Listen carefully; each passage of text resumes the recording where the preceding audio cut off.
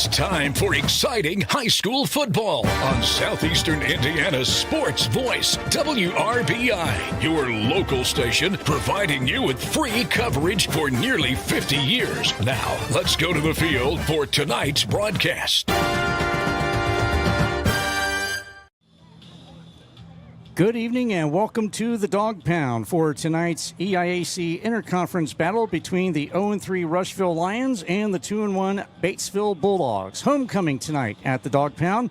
Along with Rob LaFerry, I'm Tom Snape on WRBIRadio.com and the WRBI app. Tonight's game brought to you by Whitewater Motors, Hurt and Elko, the Ripley County Community Foundation, Batesville Dental, Farm Bureau Insurance Agent Doug Sherwood, Batesville Chrysler Dodge Jeep, Decatur County Memorial Hospital, Bruns Gutzwiller, Ivy Tech Community College, Gehrings, Vagley Napa Auto, Ison's Family Pizza, Fleetwood Chevrolet, Margaret Mary Health, Great Plains Communications, Moore Law Office, and Assured Partners Insurance. And a wonderful Friday evening to you. Great night for homecoming, Rob. Yeah, 100%. And Batesville does it right here, not just at the high school with the football game tonight, but with the community festivities already in tow. They've had the big homecoming parade uptown. They did that at 5 o'clock tonight.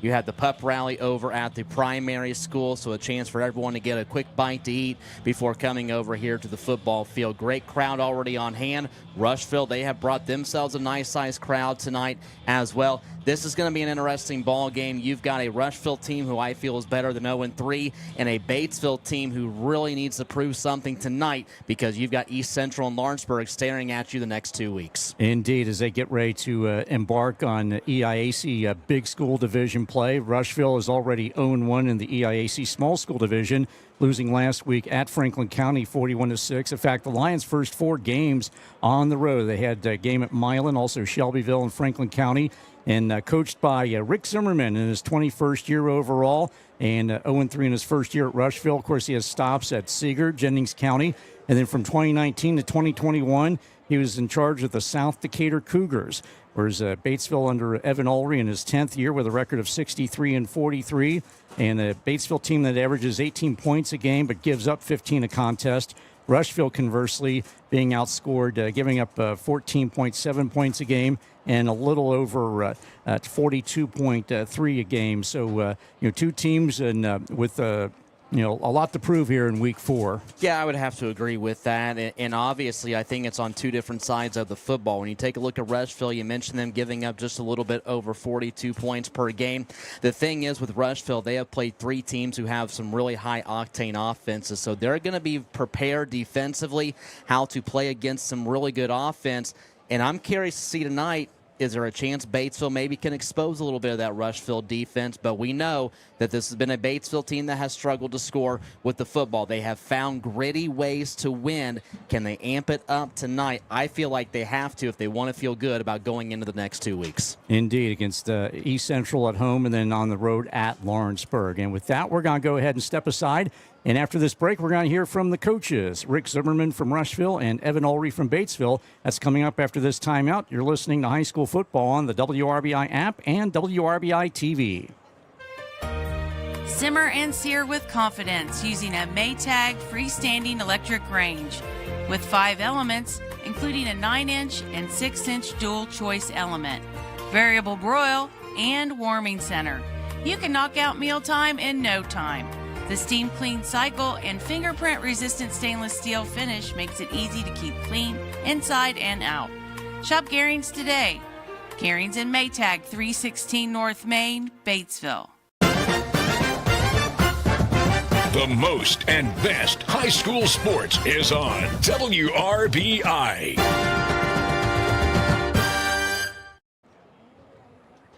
And we're joined at this time by the head coach of the Rushville Lions, Rick Zimmerman. And Coach, first year in taking over the program.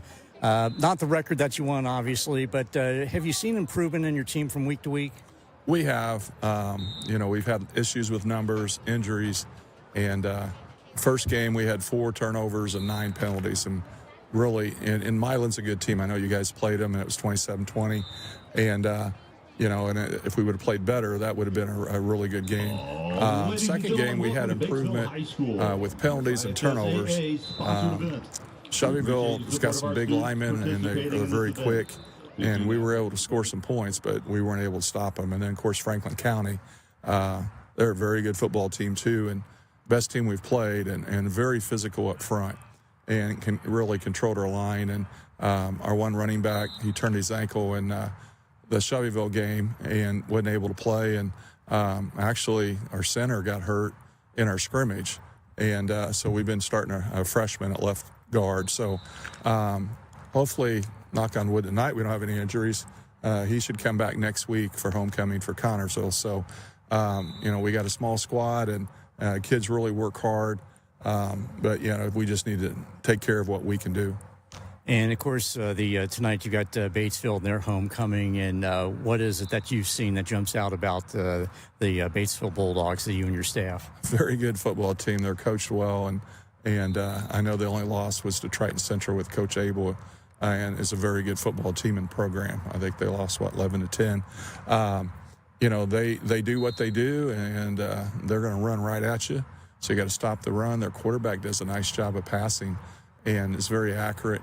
And and their defense, boy, they run. Their backers, they're downhill, and they got size with the big 6'6", 290 kid, and the other kid, the big tackle that they had last week that plays there. So we know they're a very good football team, and we know we'll have our hands full tonight.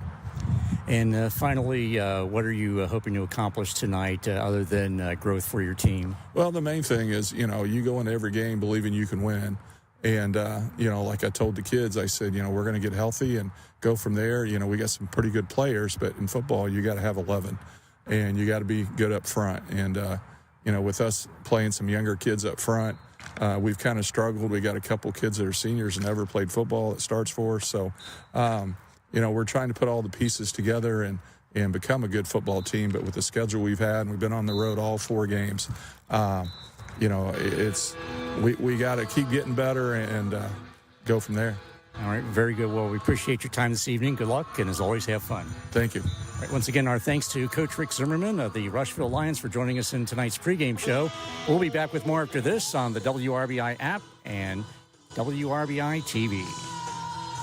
You only have one smile. Make yours the best it can be with Batesville Dental. For over 40 years, Batesville Dental's provided the latest technology in their state-of-the-art facility. They strive to make your visit a pleasure. Doctors Broughton, Liedermeyer, and Roberts and their staff offer preventative care, Invisalign, implants, extractions, and cleanings to keep your mouth healthy and your smile beautiful. Batesville Dental, 391 Northside Drive, Batesville. You only have one smile. Make yours the best it can be. Batesville Dental.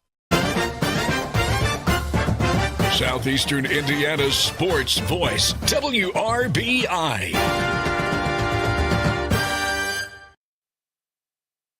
And we're joined at this time by the head coach of the Batesville Bulldogs, Evan Ulrey. And Coach, now to 2-1 after last week's squeaker at South Dearborn. But tonight you got homecoming, all the hoopla that goes around with it, and a Rushville Lions team that's hungry for their first win.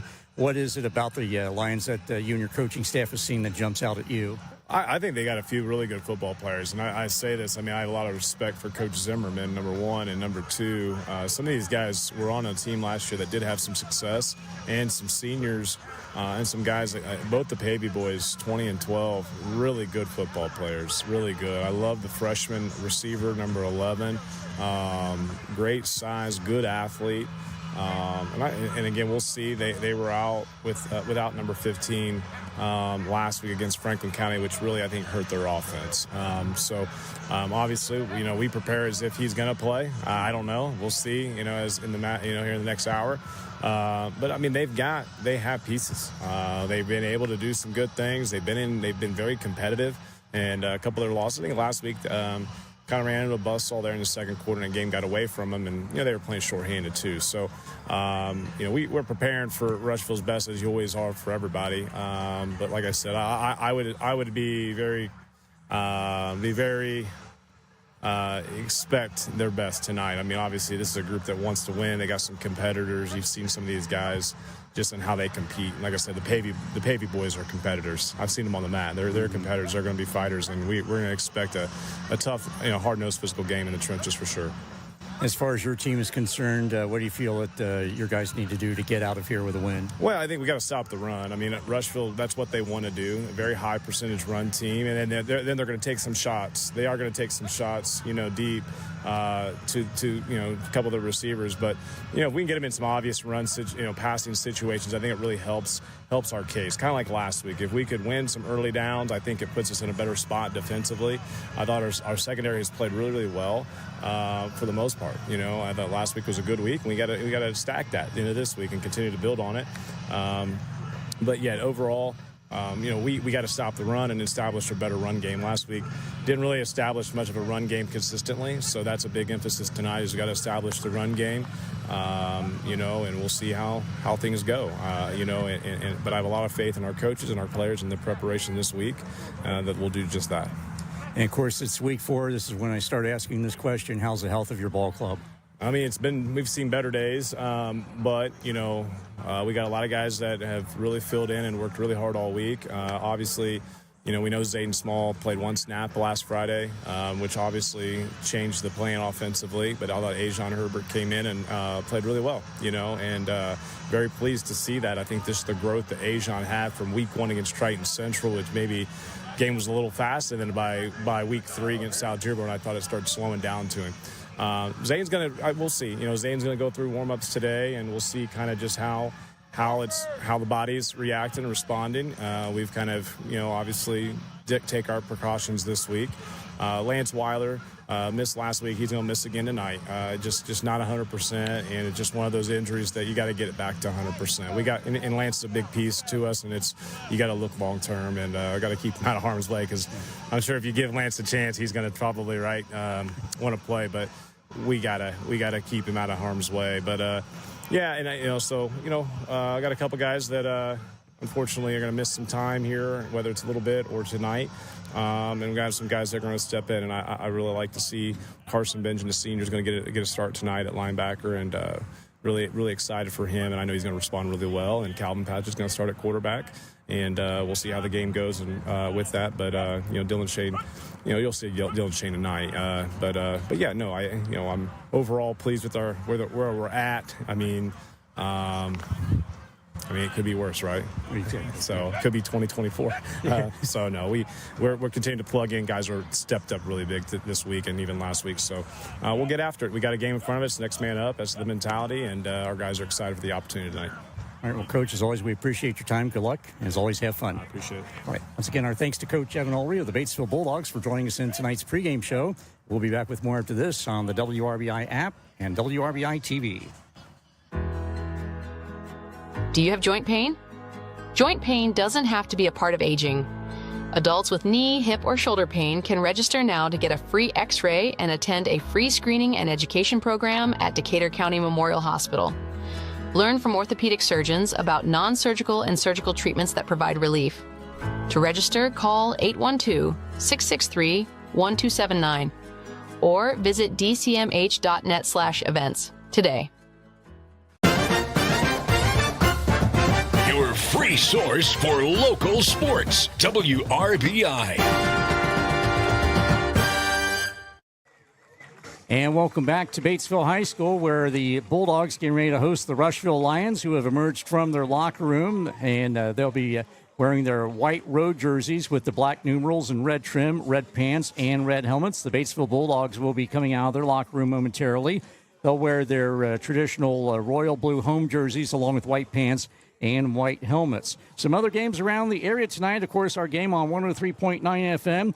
The number 5 team in Class 5A, the East Central Trojans, visiting the number 15 team in 3A, the Franklin County Wildcats. That one on 103.9 FM and the WRBI app. Rob Moorhead and Jerry Stenger with the call on that one as Batesville emerges from the locker room with a pair of American flags leading them, being borne by a couple of players. Also, the number 1 team in 1A, North Decatur, travels to Nashville to take on Brown County in an MIFC game, and the first time since those two teams have met since 1990. And Switzerland County at Milan, the number 12 team in 1A, the Indians celebrating homecoming at the TP. South Decatur at Crawford County, the number 5 team in 3A, Lawrenceburg at Greensburg, Richmond at South Dearborn, and Connorsville at Madison. We'll be keeping you up to date on those games throughout the evening. And, of course, we'll have all the finals on our website, WRBIRadio.com, and listed as well on our local sports report tomorrow morning.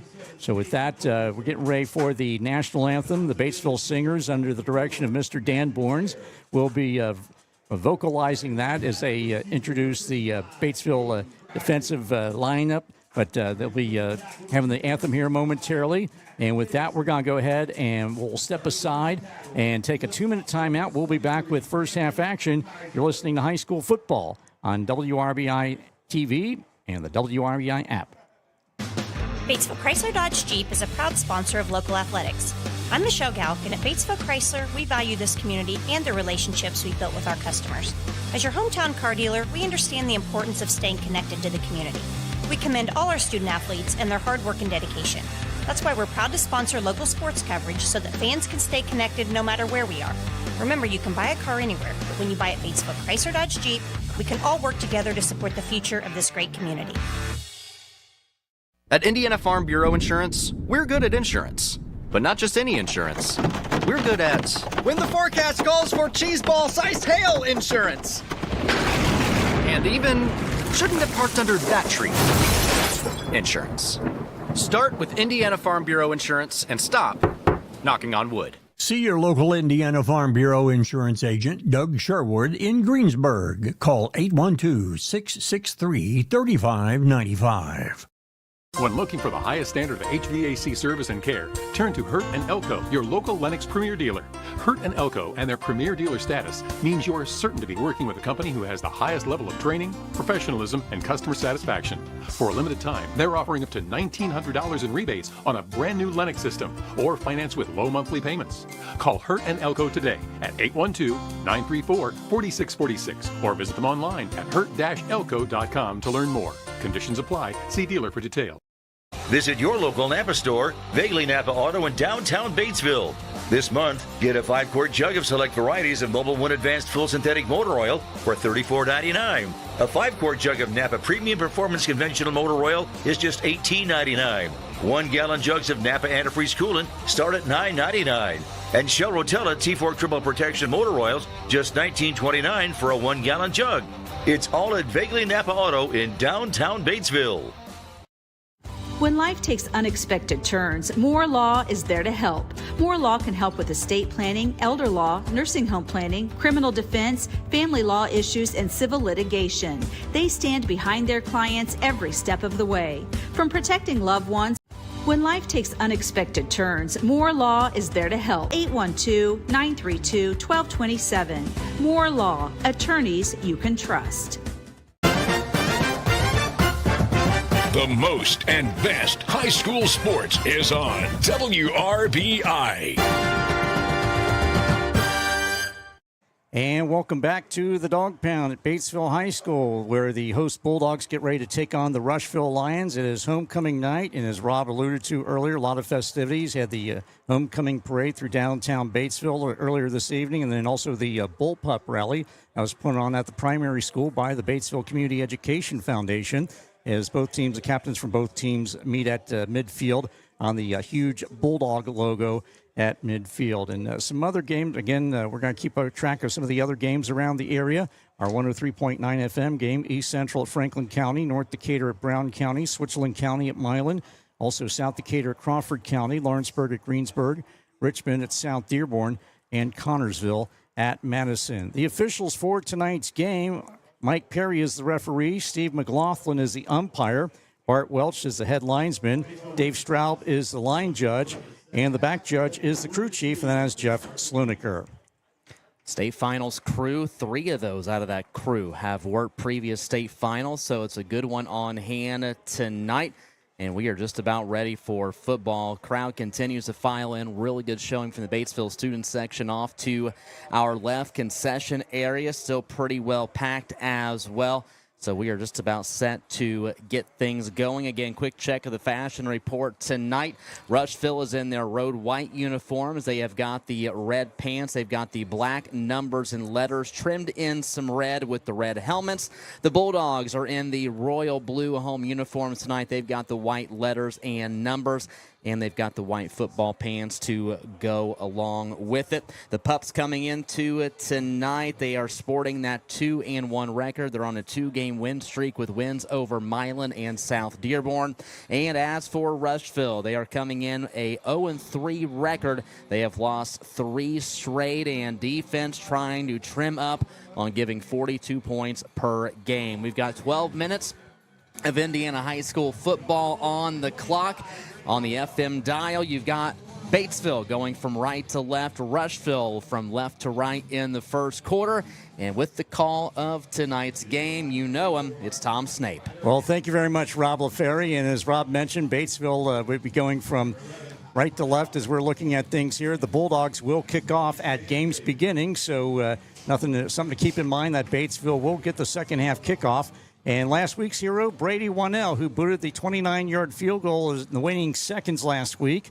We're getting ready to kick things off here. Back deep for the Rushville Lions are Ryder Hatton and Will Irvin.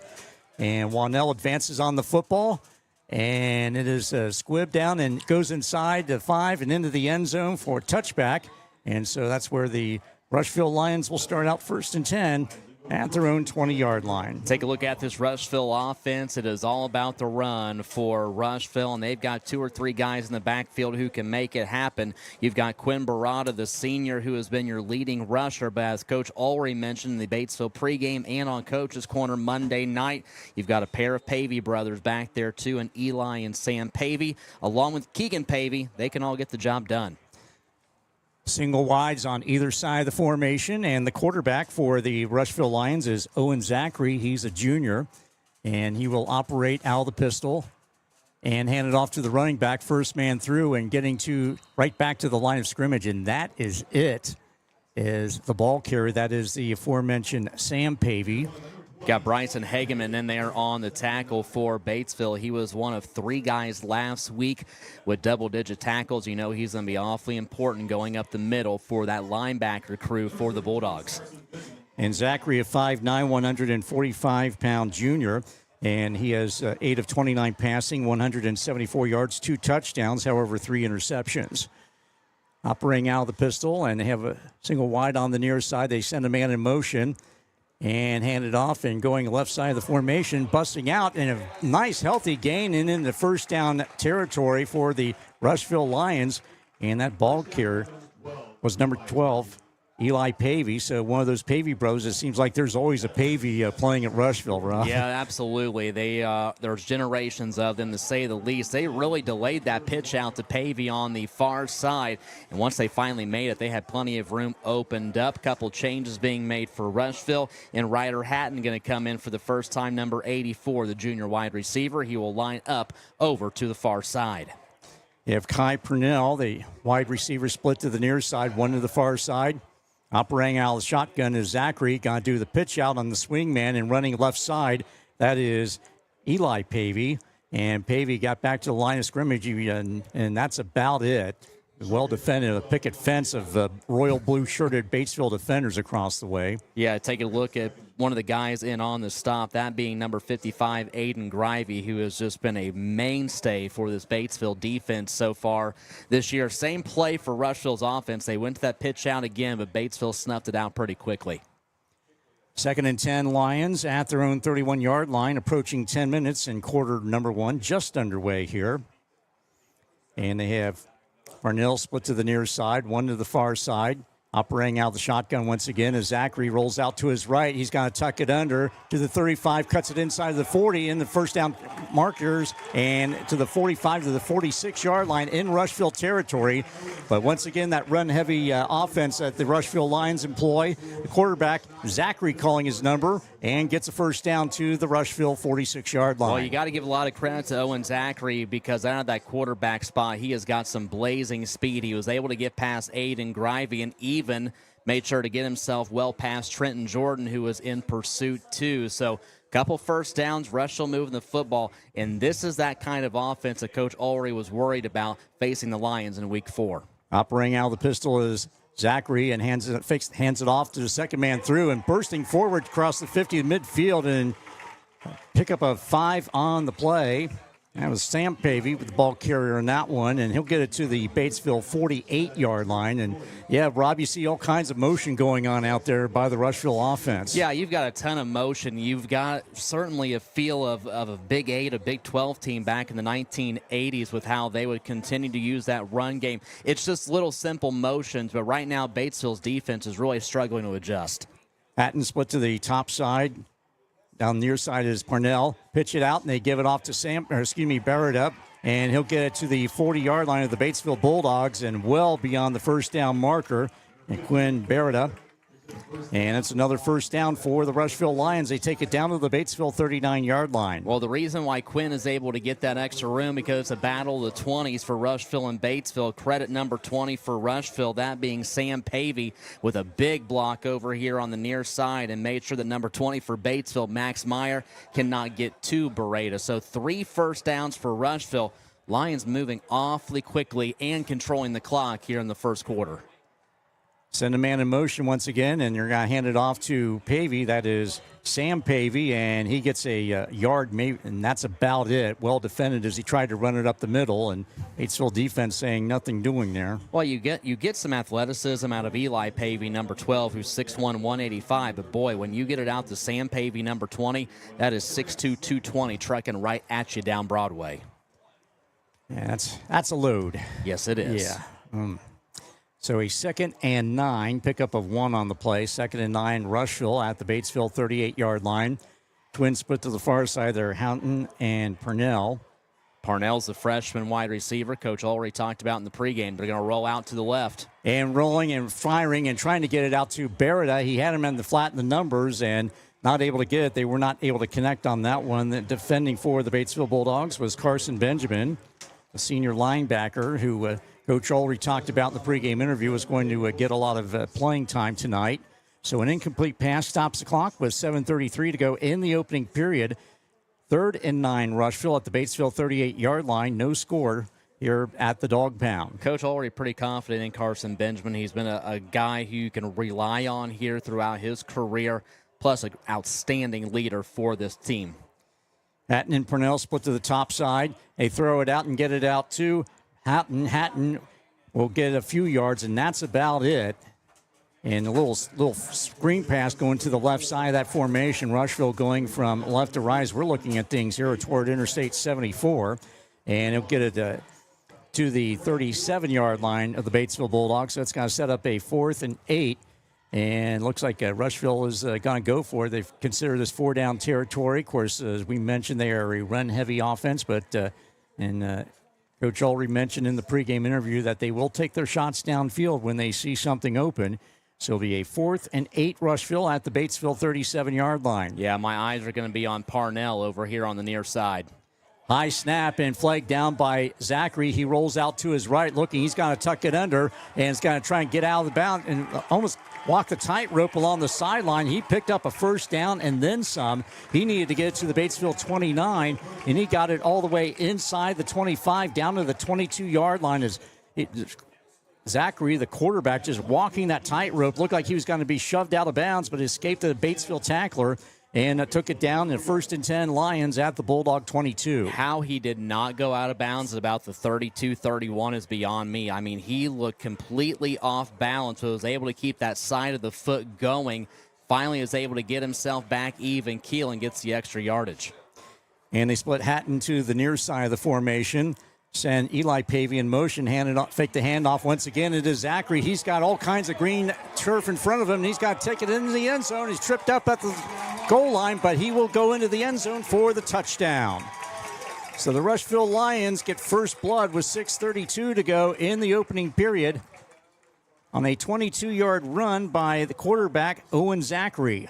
Well, I know that we are just about midway through this first quarter, but that's an awfully impressive drive. Again, not just because you take so much time off the clock, but because of how well you're able just to thrash around through this Batesville defense, which has been very, very stout through the first 3 weeks. And wishbone formation as they will go for it on the 2-point conversion. Rolling out is Zachary and into the hands and right out by his intended receiver. And that was Eli Pavey. He had it on the first L in the Batesville type, and then he didn't have it. So the two-point conversion try is no good. The Rushville Lions lead at 6-0, 6:32 to go in the opening period. We'll be back in 30 seconds on WRBI-TV and the WRBI app.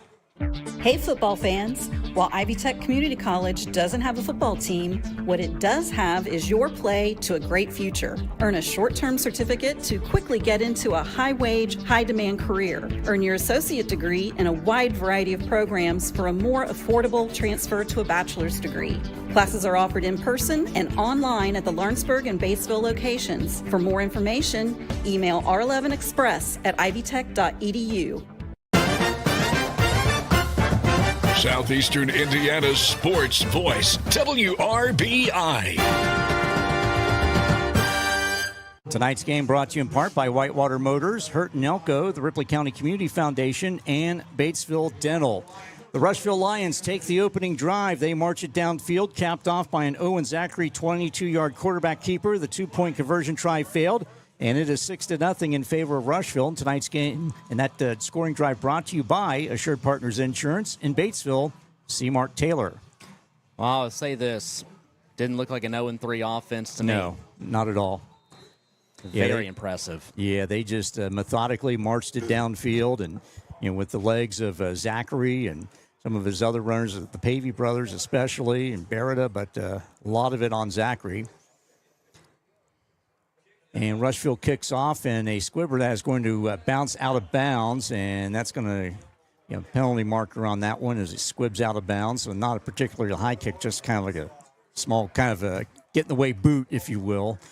It's going to put Batesville in a decent spot. Talked about this in the pregame show. This is a Friday night that you really need to see something out of this Batesville offense. I know they've got some different guys around tonight. Calvin Padgett getting the start at quarterback. Ajon Herbert to start in the backfield. We do not know the status of running back Zayden Small, but nonetheless, you have still got firepower around, and you need to be able to flex that here tonight. Rylan Yeager split to the near side. Trenton Jordan to the top side. Backs are lined up in an I. And under center is Calvin Padgett. Padgett, the sophomore signal caller, hands it off to Herbert. Herbert bursts up the middle and across the 35 to the 38-yard line. And I think another thing that Batesville may be able to do tonight, because when you take a look at the sidelines, there's not many Rushville guys over there on that sideline. So that depth factor certainly could prove to be a weakness for the Lions tonight. Can Batesville wear them down? Because certainly that puts you at a better advantage as this night goes along.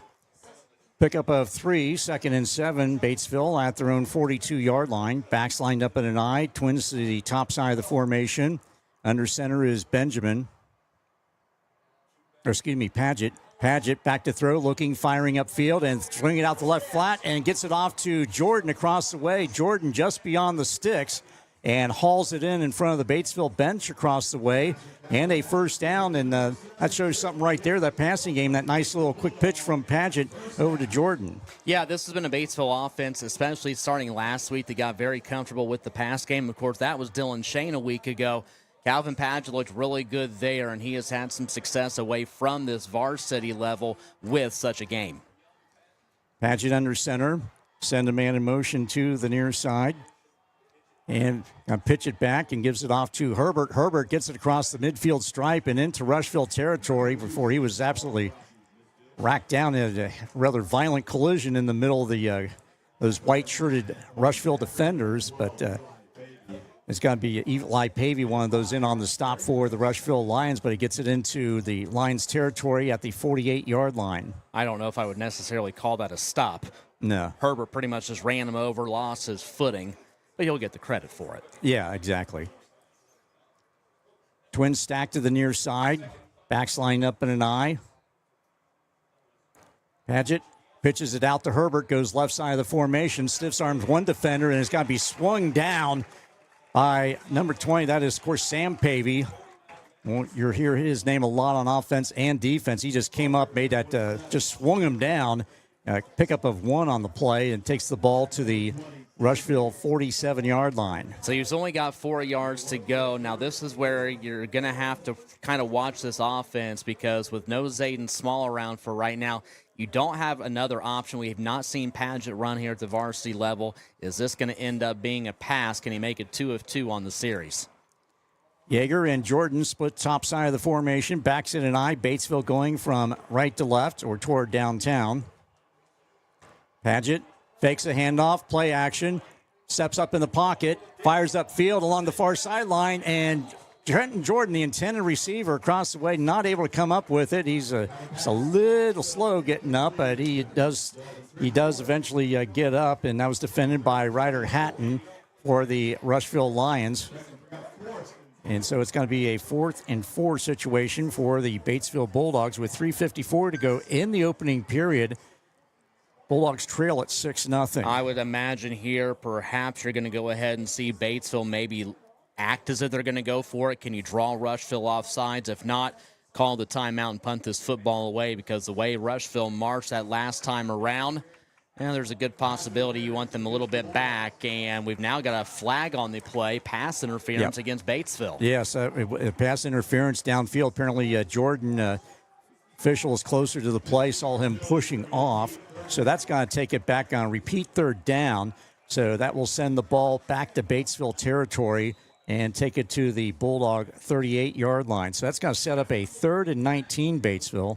We did not have a good angle on that. So I just figured, okay, the ball was probably just a little too far out for Trenton. Do you really need to throw it? The flag, not the ball. Yeah. Single wides on either side. Backs in the eye, fake the handoff, rolling out and throwing cross pitch, and gets it off to Herbert.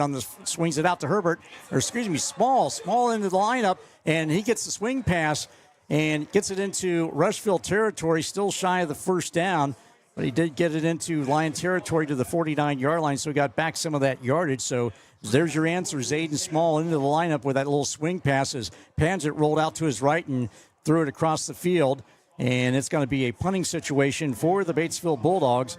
And in the punt for Batesville will be Isaac Lemmel. It's going to result in a punt, but I'm going to talk about why I like that new little wrinkle here very shortly. And Lemmel gets a end-over-end punt, and it's going to take a Batesville roll.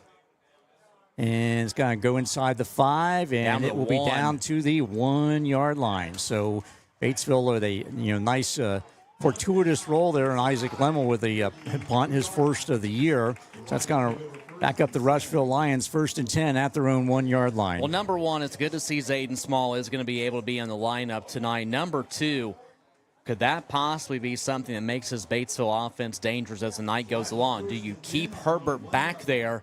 Do you allow Zayden Small to open himself up as a wide receiver, or come out of the backfield and go with that pass off the flat? If that can go, that's just going to add a brand new dimension that we have not seen, and I guarantee Rushville hasn't seen it either. Yeah, a little bit of wrinkles, gamesmanship, if you will, by Evan Ulrey and the offensive coaching staff, offensive coordinator Tim Belmer. Handed off, and not much going there. Tough sledding, and maybe getting a half yard, not much at all. Oh, and the bad thing is, because you're at the 1, that pitch works so well for Rushville, and going to the pistol and going to the outside works, but boy, you're really going to take a risk if you try and go the outside on a run. So Rushville that time just tries to go up the middle. They're going to go ahead and put a couple new guys in. Parnell will come back in. Owen Zachary is right back to the huddle. Pickup of 1 on the play by Sam Pavey. Single wide to the near side. Operating out the pistol. And backs in an eye under center is Zachary. Goes up top with it to the near side. And it is a wrestling match. And coming away with it is Parnell. He's got 50, the 40, 35, 30. It's a foot race. He's going to go all the way into the end zone. Touchdown, Kai Purnell. 99 yards. And how in the world he was able to get that ball away from Trenton Jordan is beyond me. What a throw by Owen Zachary. It's a risky play out of the end zone. I think if you're Batesville, you just got to go over and say, hey, shake that kid's hand after the ball game, because there's not a whole lot you can do about that one. What a play, and the Lions now up 12-0. 99-yard touchdown pass from Zachary to Parnell.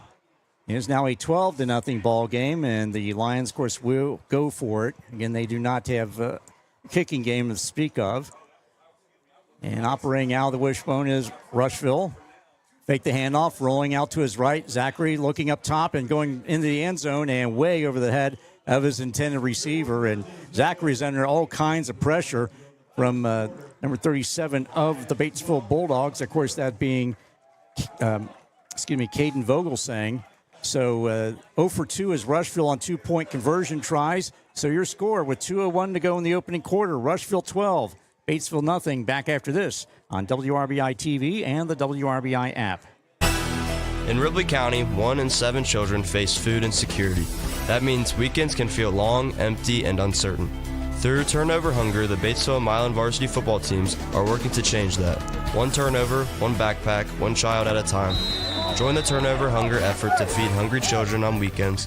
Donate to the Ripley County Community Foundation, 13 East George Street, Suite B, Batesville, or online at rccfonline.org. Donate today.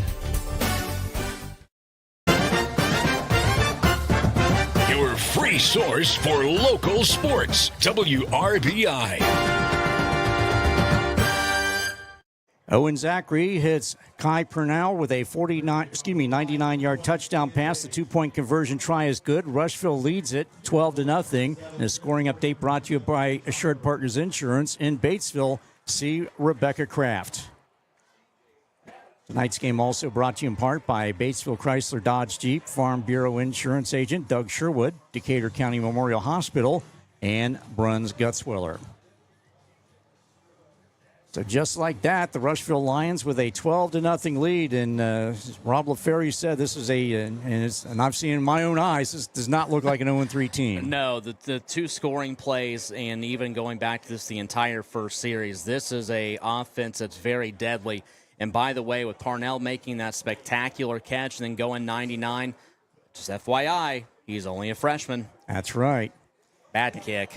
They have another kick that goes to the near sideline by the Rushville bench area, so another out-of-bounds kick. So the Batesville Bulldogs are once again with a decent field position, and again, as they showed on their first series, some new wrinkles in there, so we'll see what kind of bags of tricks that they decide to pull out on this one, trailing 12-0. 2:01 to go in the opening quarter. Well, Zayden Small is out there for Batesville, trying to locate to see if Herbert is out there as well. Haven't yet to locate him.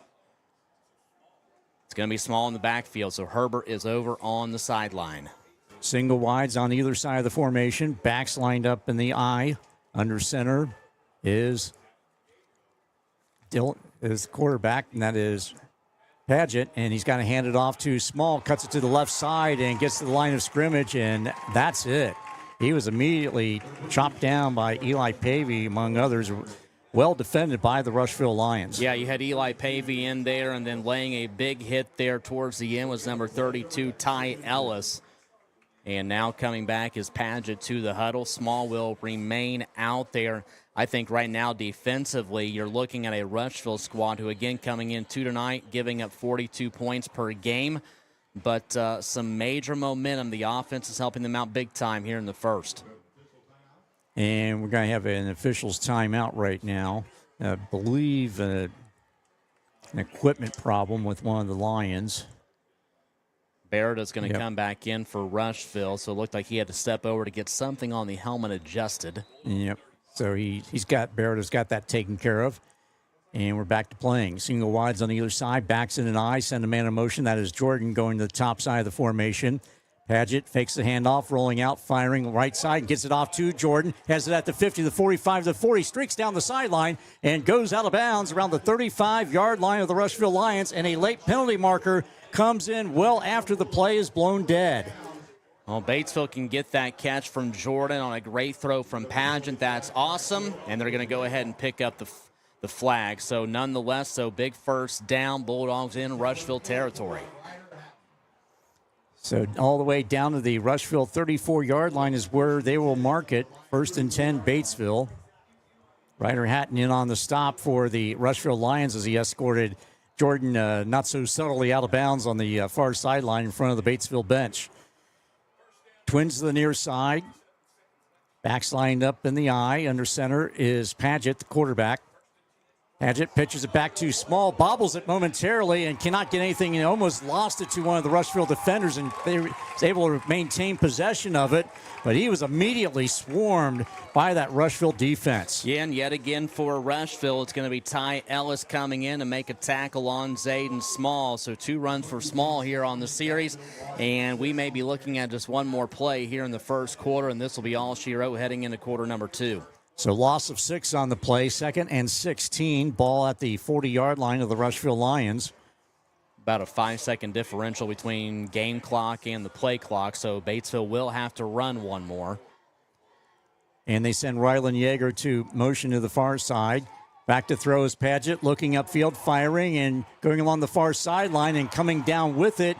And got to say, he was in bounds, and coming up with that catch for the Bulldogs was Jackson Elston, the sophomore wide receiver. So Batesville will have 1.4 seconds remaining to get this play off. So one more play in this first quarter. Yeah, another big throw downfield, and you've obviously with Jackson Elston got a huge target. And we are at the end of the first quarter. The Bulldogs are threatening when we come back, Tom, from commercial. And your score after one, Batesville trailing Rushville 12-0. Back after this 60-second timeout on WRBI-TV and the WRBI app. We don't sell you cars, we help you buy them. Fleetwood Chevrolet at 950 North Michigan Avenue in Greensburg invites you to visit them. They're here to help you with your next new or pre-owned vehicle purchase, as well as all your service and parts needs. They're the home of Greensburg's only drive-in service lane and free oil changes for life with the purchase of a new vehicle. Give them an opportunity to earn your business at Fleetwood Chevrolet. We don't sell you cars, we help you buy them. It's back. Our delicious chicken bruschetta pizza is back. Cecil here. I'm interrupting this commercial for some important news. Our operating hours are changing to better serve our customers and to better take care of our team members. We will be closing at 8 p.m. Sunday through Thursday. That's right, our new hours are Sunday through Thursday from 10:30 a.m. to 8 p.m., then Friday and Saturday 10:30 a.m. to 11 p.m. Come let us serve you. LicenseFamilyPizza.com, 812-933-0333, or 117 East George Street, downtown Batesville. The most and best high school sports is on WRBI. Back at Batesville High School, 1st and goal, Bulldogs at the Rushville 5-yard line. Just underway in quarter number 2. Paget pitches it, gets it off to Zane, goes left side with it, cuts it inside into the end zone, touchdown. Zayden Small with another touchdown, this one from 5 yards out. And Batesville gets on the board with 11:55 to go in the second quarter. Bulldogs now trail the Rushville Lions 12-6. And it's all set up because of the arm of Calvin Paget with a couple passes to Trenton Jordan and Jackson Elston downfield. And then you're going to use the run game as some supplemental help. Maybe that's going to be the key for Batesville. We have seen now that Paget is able to make the pass game work. You air it out for tonight. Extra point from Wanell is on the way. And he boots it up and right down Broadway and through. And it is a 12-7 ball game in favor of the Rushville Lions. 11:55 to go in the opening half. We'll be back in 30 seconds on WRBI-TV and the WRBI app. When it comes to you and your family's health, finding a primary care provider you can trust makes all the difference. At Margaret Mary Health, our providers aren't just here for you when you're sick. They're dedicated to being your long-term partners in health. If you're looking for a medical provider to help keep your family well, give us a call or visit us online. Our primary care providers are accepting new patients in Batesville, Brookville, Osgood, and Milan. Margaret Mary Health. Generations of care. Southeastern Indiana's sports voice, WRBI. 11:55 to go in the second quarter. The Rushville Lions lead the Batesville Bulldogs 12-7. Batesville getting on the scoring, getting on the board the first play of the second quarter. Zayden Small, a 5-yard touchdown run, his 5th TD of the year. Brady Wanell adds the extra point. And the scoring drive brought to you by Assured Partners Insurance in Batesville. See Kevin Kreckler. Now it's all about Batesville defensively after this kick. They have really got to tighten things up, and you hope maybe during the quarter break that Coach Ulrey and the defense able to talk a little bit more about how they can adjust, especially to this Rushville run game, although we know now they can throw that football a little bit too, especially to Parnell. And Wanell getting ready to kick it off to Rushville, who will be going from right to left. High end over end kick that's fielded by the center return man, and that is Hatton. Hatton runs it right up the middle and doesn't even get it to the 20-yard line. In fact, you kind of mark him at the 19.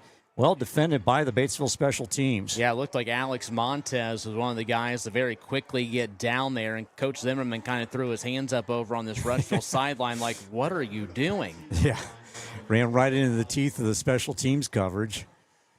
So 1st and 10, Rushville at their own 19-yard line. Quick officials timeout over here on the near sideline. One had to tie the shoe. There you go.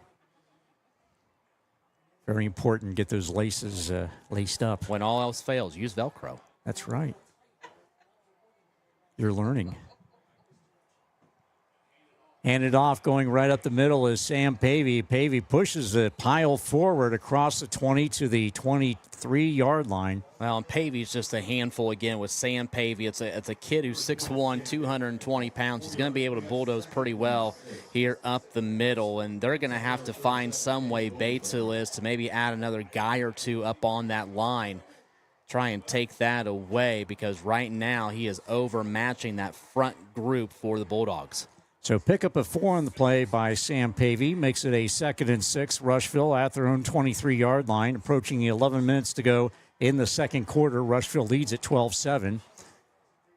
Operating out of the pistol is Zachary, and fakes the hand off to one. Gives it off to the swing man on the end around by Eli Pavey, and well defended by the Batesville defense.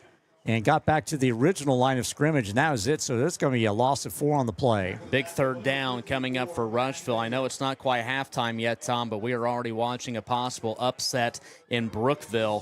Franklin County leading East Central 131 in the first quarter, 14-0. Hello. Upset alert. And, of course, those Franklin County Wildcats, Wes Gilman, he holds his cards close to the vest, and he's got another good ball club there. And, of course, East Central without the services of Ryan Mingus and Ethan Foldkamp, swinging out the pitch, and is an incomplete pass. Tried to hit his intended receiver, that is Kai Purnell, and swung it out to the right side of the formation. Did Zachary, but Purnell short-hopped it. So an incomplete pass, and that'll be a 4th down situation for the Rushville Lions, and they'll be forced to punt. Now outside of the run by Pavey to get 4 yards, a much better job collectively by the Batesville defense, and now a chance to get this football back, get some really good field position, and go after the lead. 6 would put you up 13-12. And back to punt is Eli Pavey.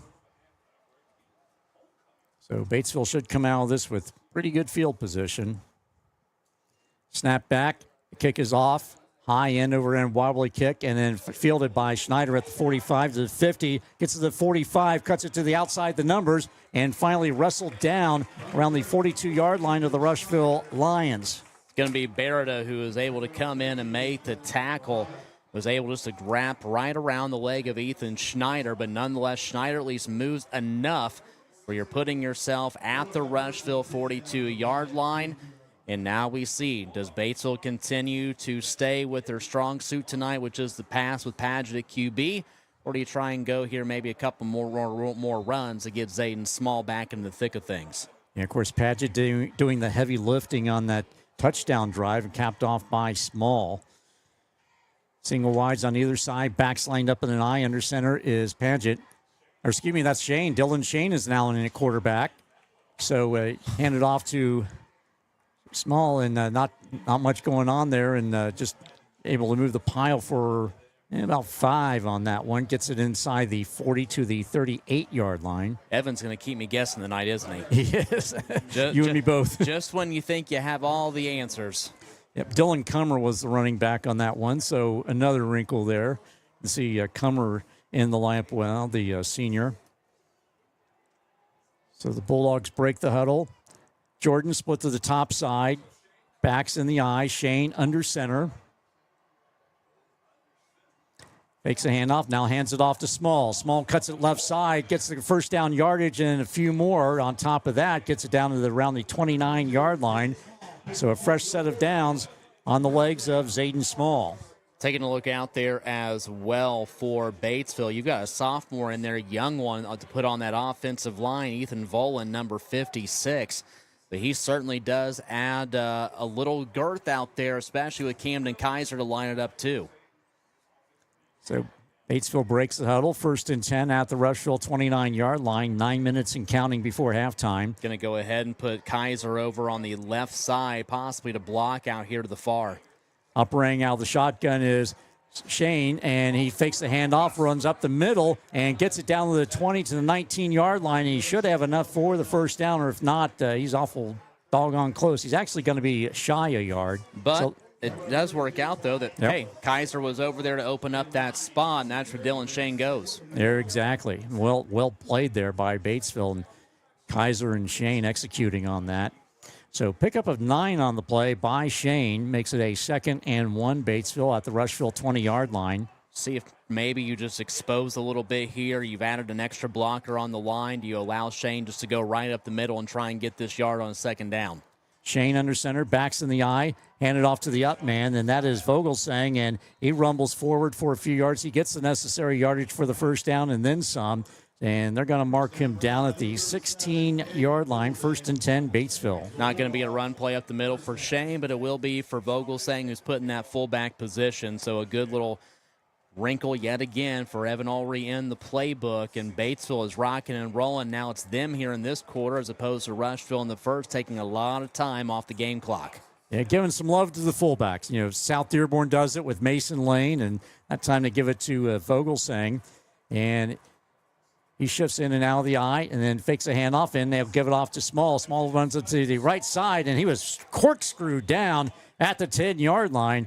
But picked up a good, healthy gain there and gets it inside to, they're going to mark him down at the 11-yard line. I think really when you take a look at Batesville with Small right there, he's doing a lot better. And we have talked about this in our broadcast together, running with a purpose. We're not just zigging and zagging around. That time he goes out but cuts himself right back in and is able to push up the middle for those extra yards. That's a really good run for Zayden. Yeah, you've seen the progress from last year to this year, the fact that he's running with a purpose.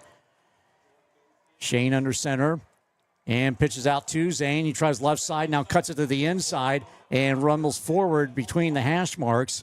And he's going to be close to I'm going to say he's down at the 7-yard line.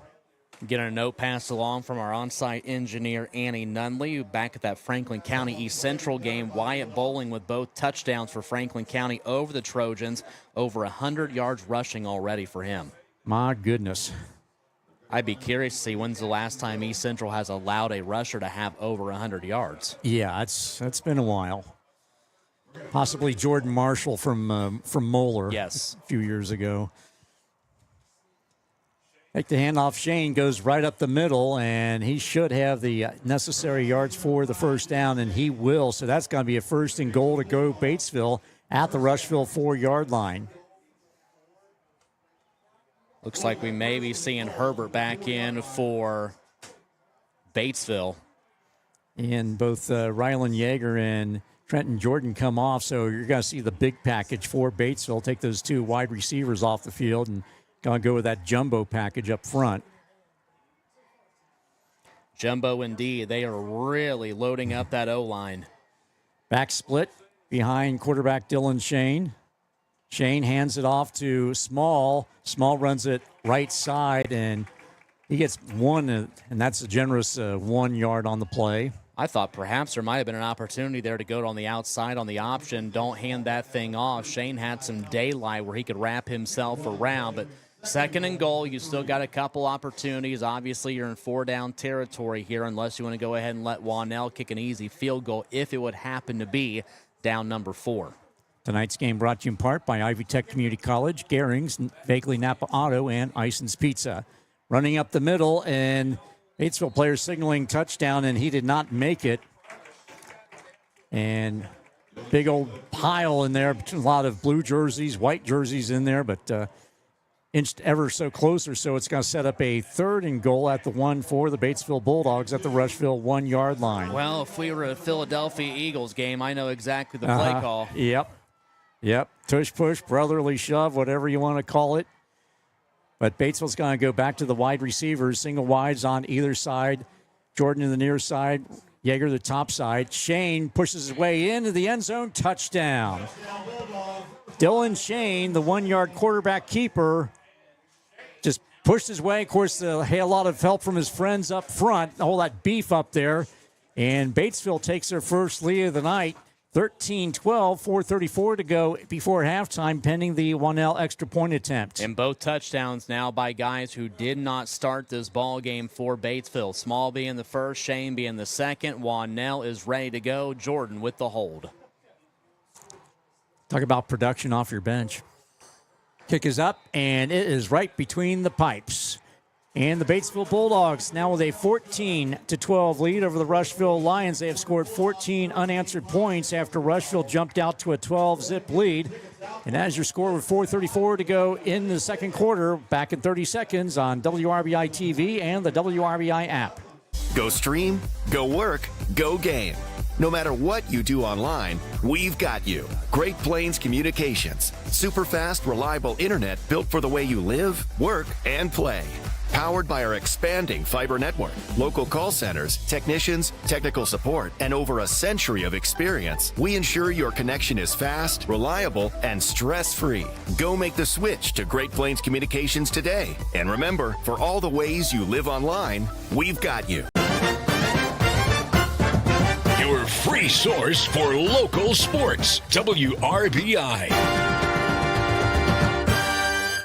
Tonight's game brought to you in part by Fleetwood Chevrolet, Margaret Mary Health, Great Plains Communications, and Moore Law Office. Dylan Shane, a 1-yard touchdown run on a quarterback keeper, the sneak right up the middle. Brady Wanell adds the extra point. It is 14-12 Batesville, 4:34 to go in the second period. This scoring drive brought to you by Shirt Partners Insurance in Batesville. See David Ball. So Brady Wanell getting ready to boot it to the Rushville Lions. Back deep are Ryder Hatton and Will Irvin. A high end over end kick. That's going to be fielded inside the 5 by Hatton. Runs it up the middle. Now kicks it that left side between the hashes, and he'll get to the 19-yard line, and that is it. Second straight return where Rushville just ran right up the middle. You've got plenty of room over here on this near side, and they go right to a sea of blue jerseys. So this is not going to be fantastic field position. In Rushville, are they going to be able to get back to their ways on offense just as they were back in quarter number 1? They have been held scoreless here for at least almost the first 8 minutes of quarter number 2. And Owen Zachary, the junior quarterback, leads them to the line of scrimmage. Hatton split to the near side. And running that wishbone offense, and under center is Zachary. Hands it to the second man, the first man in that formation, and the up man, and getting it a gain of 2 on the play, and that will be Sam Pavey. Tackle made for Batesville by, looks like Ethan Volan, number 56. Take that back. It's Preston Blessing with the stop. So pickup of 3 on the play by Sam Pavey. Makes it a 2nd and 7 Rushville at their own 22-yard line. Under center's Zachary. Takes the handoff and gives it to the second man through, and punishing his way up to the 25-yard line. And let's see who that's going to be Beretta, the ball carrier. Going to be about 3rd down and maybe 6 yards to go. They're going to make it 3rd and 5. So a 3rd and manageable situation for the Lions. Batesville, certainly when Parnell has been back out there after that 99-yard touchdown catch, they are pretty much covering him up when he is out there. Rushville having to go back to the run quite often on the series. Rolling out to his left is Zachary, goes up top with it, looks to the near side, and through the hands of his intended receiver. That was Ryder Hatton, well defended by Batesville's Trenton Jordan. Also back defending was Ethan Schneider. But right through his hands. It was a very catchable ball. So that's going to set up a 4th down for the Rushville Lions. They will be forced to punt. Yeah, when you take a look at that play, Hatton had a step on Schneider, but Schneider just had enough body on him to make life just a tad difficult. That football go right through the hands, and Rushville continues to come up empty. About the same spot they were in that last series. Batesville, once again, should get really good field position after the punt. So a 3-and-out for the Rushville offense. High snap, and it's flagged down by Eli Pavey. Not a really good punt at all. Low one. It's going to be a knuckleball, and that's going to roll out of bounds right at midfield, right at the 50-yard line across the way at the Batesville bench. Yeah, that looked more like a opposite field ball in the right field, and the Reds win and get themselves back in the playoff hunt. But, hey, Batesville will take that as they continue to hunt to extend this lead with about 3 minutes to go. Of course, coming up at halftime, Tom and I will break down half number 1. We have a scoreboard update for you as well. And we've got those homecoming festivities. We will have that royalty to you during the halftime break, too. So you're going to hear us flapping our gums a lot. Yep, that's what you're saying. The good news is, the court will not be me, Tom, and Annie. That's right. Yeah. We're like the radio homecoming court. That's it. Yep, we're homecoming royalty in the booth. Rolling out is Shane, and off the hands of he was intended receiver on that play. But was Brady Bryson Hageman, but coming up with it almost was Ryder Hatton. He had his left hand on it momentarily, but it falls to the ground in an incomplete pass. His hand's in the right place. If he would have just turned his head about a split second sooner and seen that ball coming a little bit better, that is probably an INT. Yeah, I mean, that's what they teach you, to always look back for the football, and he did, however, it was a split second too late. So incomplete pass. It'll be 2nd and 10 Batesville, again at the Rushville 49-yard line. Backs in the eye, send a man in motion to the near side. That is Trenton Jordan. And pitch it out to Small. Small dances around the backfield. Gets away from one man to the 45 to the 40. Cuts it outside the numbers. And gets it to the 25 and down to the 21-yard line. Wrestled out of bounds at the Rushville 21. Yeah, I'm not sure how Zayden Small was able to escape that mess, but he does. It looked like he was bounced off the right side of the pinball machine and went right to the sideline. That's going to be the biggest run of the night for Zayden Small so far. Couple changes coming out now. Dylan Shane's back in for Batesville and marching here with 2:45 on the clock. So 1st and 10 Bulldogs at the Rushville Lion 21-yard line. 2:45 to go in the second quarter. Batesville with a 14-12 lead and looking for more. Operating out of the shotgun with a single wide as Herbert on the left hip of Shane. Claps his hands, runs it left side, calls his own number. He's going to be immediately met by one of the upmen for the Rushville defensive lineman. That looks like Caden Amos, one of the leading tacklers on the team, a 6'2", 225-pound senior. And Amos with 14 total tackles on the year, including 4 for loss. Trying to cut himself back up the middle was Shane. You were still able to get 2 yards, so you're just dwindling down here. I tell you what, if you're Batesville and just continue to milk this clock and get a score, plus you get the ball back to start the second half, this could be a huge turn of events for the Bulldogs, as if already so far in the second quarter it hasn't been pretty big. Lone set back behind Shane. He rolls out to his right, looking, firing, and dumps it off, and gets it off to Brody Mock. And Mock with the reception and taken out of bounds at the 16-yard line. Yeah, they went ahead and lined Brody Mock up on the tight end spot. He came out there in the flat to make a very simple catch. Going to get maybe a couple yards out of it. So 3rd down, and we're actually going to say 5 yards to go from the 16. And that's another option right there, going to Brody Mock out of that tight end position. Just makes your offense all the more dangerous. Yeah, we haven't seen a lot of Brody Mock, at least in terms of receptions. No. We've seen him on the field, but if he can be another asset for this offense and allow the offense to continue to open up, big for Batesville. But we've got a timeout on the field. And that timeout will be called by Evan Olry and company with 1:59 to go in the second quarter. Your score, Batesville 14, Rushville 12. Back after this 30 seconds on WRBIRadio.com and WRBI-TV. In case you hadn't heard, Scripture Auto in Greensburg is now a part of Whitewater Motors. If you have an issue down the road, you can call Jamie Scripture or Dave Scripture. Try that at some of the bigger places. It's just customer service. We've been taking care of people for a decade. That's our biggest thing. We treat them like family, always have. Rest assured, Dave Scripture and myself, Jamie Scripture, are still here running the business. So that's the big thing. Visit them online at whitewatergreensburg.com. The most and best high school sports is on WRBI.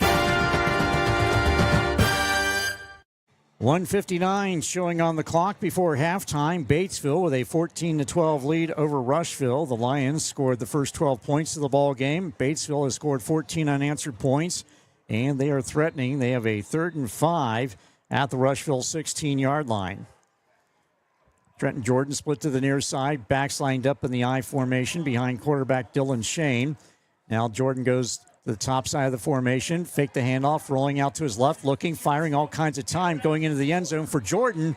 And at the near left pylon is off the hands of Jordan. Well defended. 2 defenders for the Rushville Lions back covering Jordan. Yeah, Kai Parnell was one of them, and he was the one that had that initial coverage on Jordan. Nice display of sportsmanship, by the way. Okay, it's Hatton. Thank you. Yep, he was the other one. Yep, right. Parnell was around there, too. Yes, he was. Yep. Kai Parnell and Ryder Hatton. You're the Hatton to my Parnell. There you go. I'm the Parnell to your Hatton.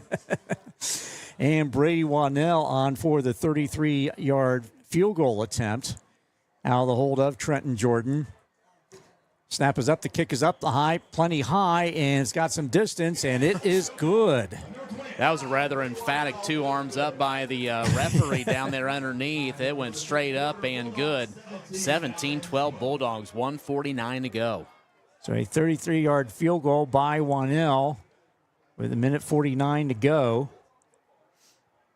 And Batesville equals their point output from a week ago. Of course, providing the 17, 16th, and 15 points was Wannell late in that ball game at South Dearborn, which is always a mosh pit as far as that's concerned.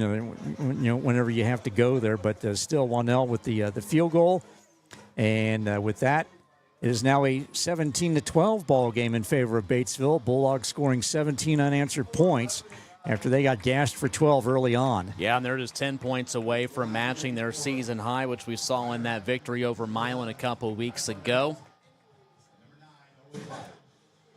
And really, Batesville, when you look at it, outside of a couple big pass plays and a run by Small, it's been nothing fancy for the Bulldogs here in the first half. They are just really doing a good job of finding some space, finding some holes opened up by the O-line, and attacking right through them. It's hard to believe this was a 12-0 game back in the first. Yeah, I mean, you want to talk about pivoting. Momentum is definitely pivoted, and I think, too, the fact that Batesville able to make some adjustments, and they saw what Rushville is dealing, and took it from there. Wannell advances on it, kicks it away, and is going to go out and into the end zone, so a touchback, as Kai Purnell just decided to play Matador on it and let it go into the end zone. So Rushville will get it 1st and 10 at their own 20-yard line, trailing Batesville 17-12, 1:48 to go in the second period. And I'll be curious to see what Rushville wants to do here offensively on this series. You've got 1:48. You're well aware Batesville gets the football back to begin the second half, but you certainly want to try and at least maybe go for it here a little bit, just for the fact that you're down, trying to find some mojo before the end of half number 1 wraps up. And again, Rushville will air it out when they deem necessary, and operating out of the pistol is Zachary. And Zachary faking the handoff and runs it to the right side, and not much going there. In fact, I think that's maybe a half a yard loss. Yeah, I think he lost some here. He did lose a yard. So it's going to be a 2nd and 11 Rushville at their own 19-yard line. Going to go ahead and send Raiden Edwards out for Rushville to bolster up that O-line just a little bit. Minute 15 and counting. The clock rolls on. Play clock down to 10 seconds. And now some confusion by the Rushville offense, and Rick Zimmerman and company are going to be forced to take a timeout with 69 seconds to go before the half. Batesville 17, Rushville 12. Back in 30 seconds on WRBI-TV and the WRBI app. Simmer and sear with confidence using a Maytag freestanding electric range with 5 elements, including a 9-inch and 6-inch dual choice element, variable broil, and warming center. You can knock out mealtime in no time. The steam clean cycle and fingerprint resistant stainless steel finish makes it easy to keep clean inside and out. Shop Gehrings today. Gehrings and Maytag, 316 North Main, Batesville. Southeastern Indiana's sports voice, WRBI. 109 showing on the clock in the second quarter. Batesville with 17 unanswered points after Rushville put up 12 to begin the game on each of their first 2 drives. And again, Batesville will get the ball to start the second half. And after some confusion by the Rushville offense, they call a timeout and got things squared away, apparently. Going to load up with 2 wide receivers to the near side. And pitch it back to Zachary. Zachary gets away from one, now a second one, and gets it across the 30 out to the 32-yard line as quarterback Quinn Zachary just calls his own number. And Owen Zachary with a first down for the Rushville Lions out to the 32-yard line. Yeah, kind of a little bit of a wrinkle for Rushville because they have been a team primarily trying to run the football right up the middle with that strength with the Pavey brothers in the backfield. Zachary that time sweeps out on over to the far side, but only 47 seconds to work with. Rushville, though, does have 2 timeouts. And play clock down to 12. And Rushville very slow and methodical getting out of the huddle, and they finally do so. Split twins to the near side. Operating out of the shotgun is Zachary. Tucks it under left side and gets it across the 35 down to the 36 and taken down by several blue-shirted Batesville defenders. And a timeout will be taken by the Lions with exactly 25 seconds remaining in the half. Do want to remind you that anytime there is a turnover in tonight's ball game picked up by the Batesville defense, that will be contributing to turnover hunger. Thanks to our community so far this season, the Batesville and Milan football teams have raised over $6,000 to turnover hunger. The need is still great. Your donation will provide less fortunate Ripley County elementary school students with valuable nutrition on weekends and school breaks. Join Batesville and Milan football in their pursuit to turnover hunger in Ripley County. You can donate or pledge today at rccfonline.org/donate, courtesy of the Ripley County Community Foundation. Yes, and we'll be having Amy Streeter will be on the Daily Pod on Tuesday morning, a little after 9:30 on 103.9 FM and the WRBI app. So we're looking forward to hearing from Amy on Tuesday morning. Not only do we plug Tom's show, but I'll plug that I have Coach's Corner on Monday. There you go. There's our shameless plugs in the first half. Just listen to our shows, okay? Yeah. Give us a listen. Show us some love. Rolling out his firing as Zachary goes over the middle and caught. Catch. Nice catch over the middle, flagged down by Rylan Hatton between the hash marks and 3 Batesville defenders all the way down to the Bulldog 35-yard line. And another timeout will be taken by Rushville, so that will be their they'll take their second one, so they have 1 remaining. Batesville still with 2 with 18.3 seconds remaining. And you know Rushville's going to want to try and get to that end zone. I'm really not certain on what this kicking game for the Lions looks like, and you're out of probably some comfortable field goal range to at least get 3 and put 15 up and only trail by 2. Great throw from Zachary. Hatton now serving as a problem downfield in addition to what we saw from Parnell back in the first quarter. Yeah, just a beautiful toss there by Zachary and threw it right on the money and into Hatton's hands. And, of course, he did a tremendous job flagging it down. And a little bit of a leap came down with it and dropped immediately at the 35-yard line. So 18.3 seconds remaining before the break. 1st and 10 Rushville at the Batesville 35-yard line. Parnell the top side and Hatton to the near side. Operating out of the shotgun once again is Owen Zachary, the quarterback. Back to throw, has all kinds of time, now steps up into the pocket. It's got to be dropped from behind.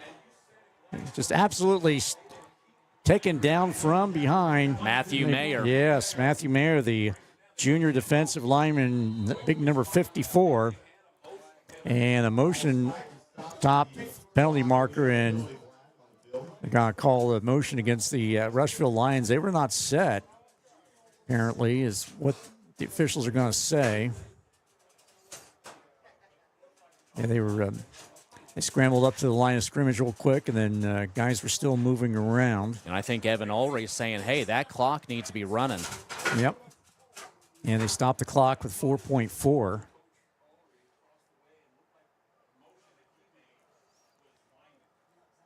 So it's going to be so they're going to say a 2nd and 10.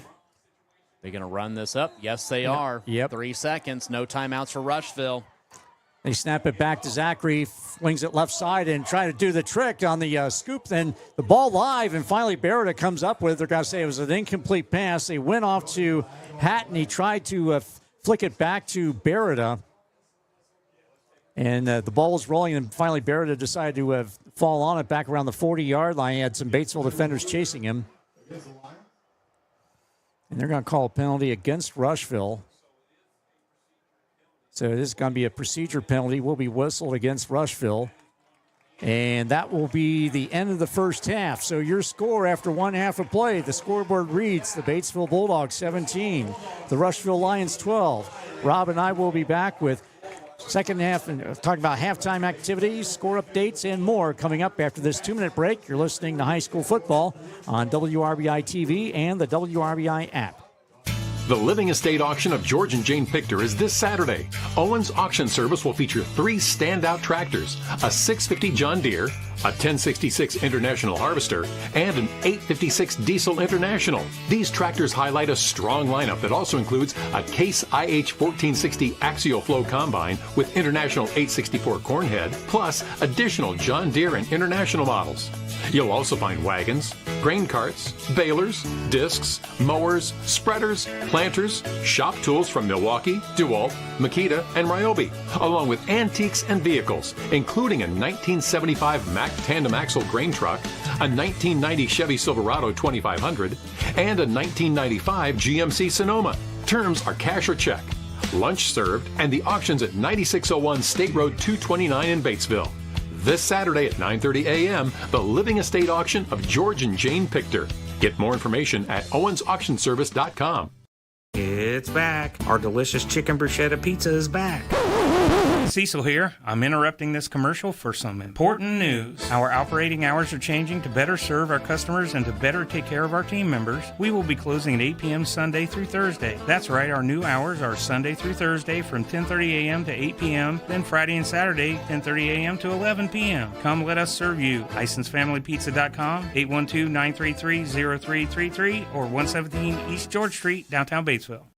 We don't sell you cars, we help you buy them. Fleetwood Chevrolet at 950 North Michigan Avenue in Greensburg invites you to visit them. They're here to help you with your next new or pre-owned vehicle purchase, as well as all your service and parts needs. They're the home of Greensburg's only drive-in service lane and free oil changes for life with the purchase of a new vehicle. Give them an opportunity to earn your business at Fleetwood Chevrolet. We don't sell you cars, we help you buy them. The most and best high school sports is on WRBI. It is halftime at the Dog Pound, and we're going to be treated by the Batesville Marching Band under the direction of Cameron Everidge to halftime entertainment.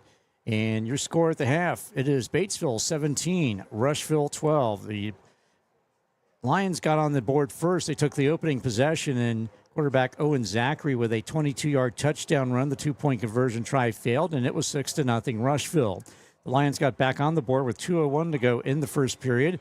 Zachary hit a 99-yard pass to Kai Parnell.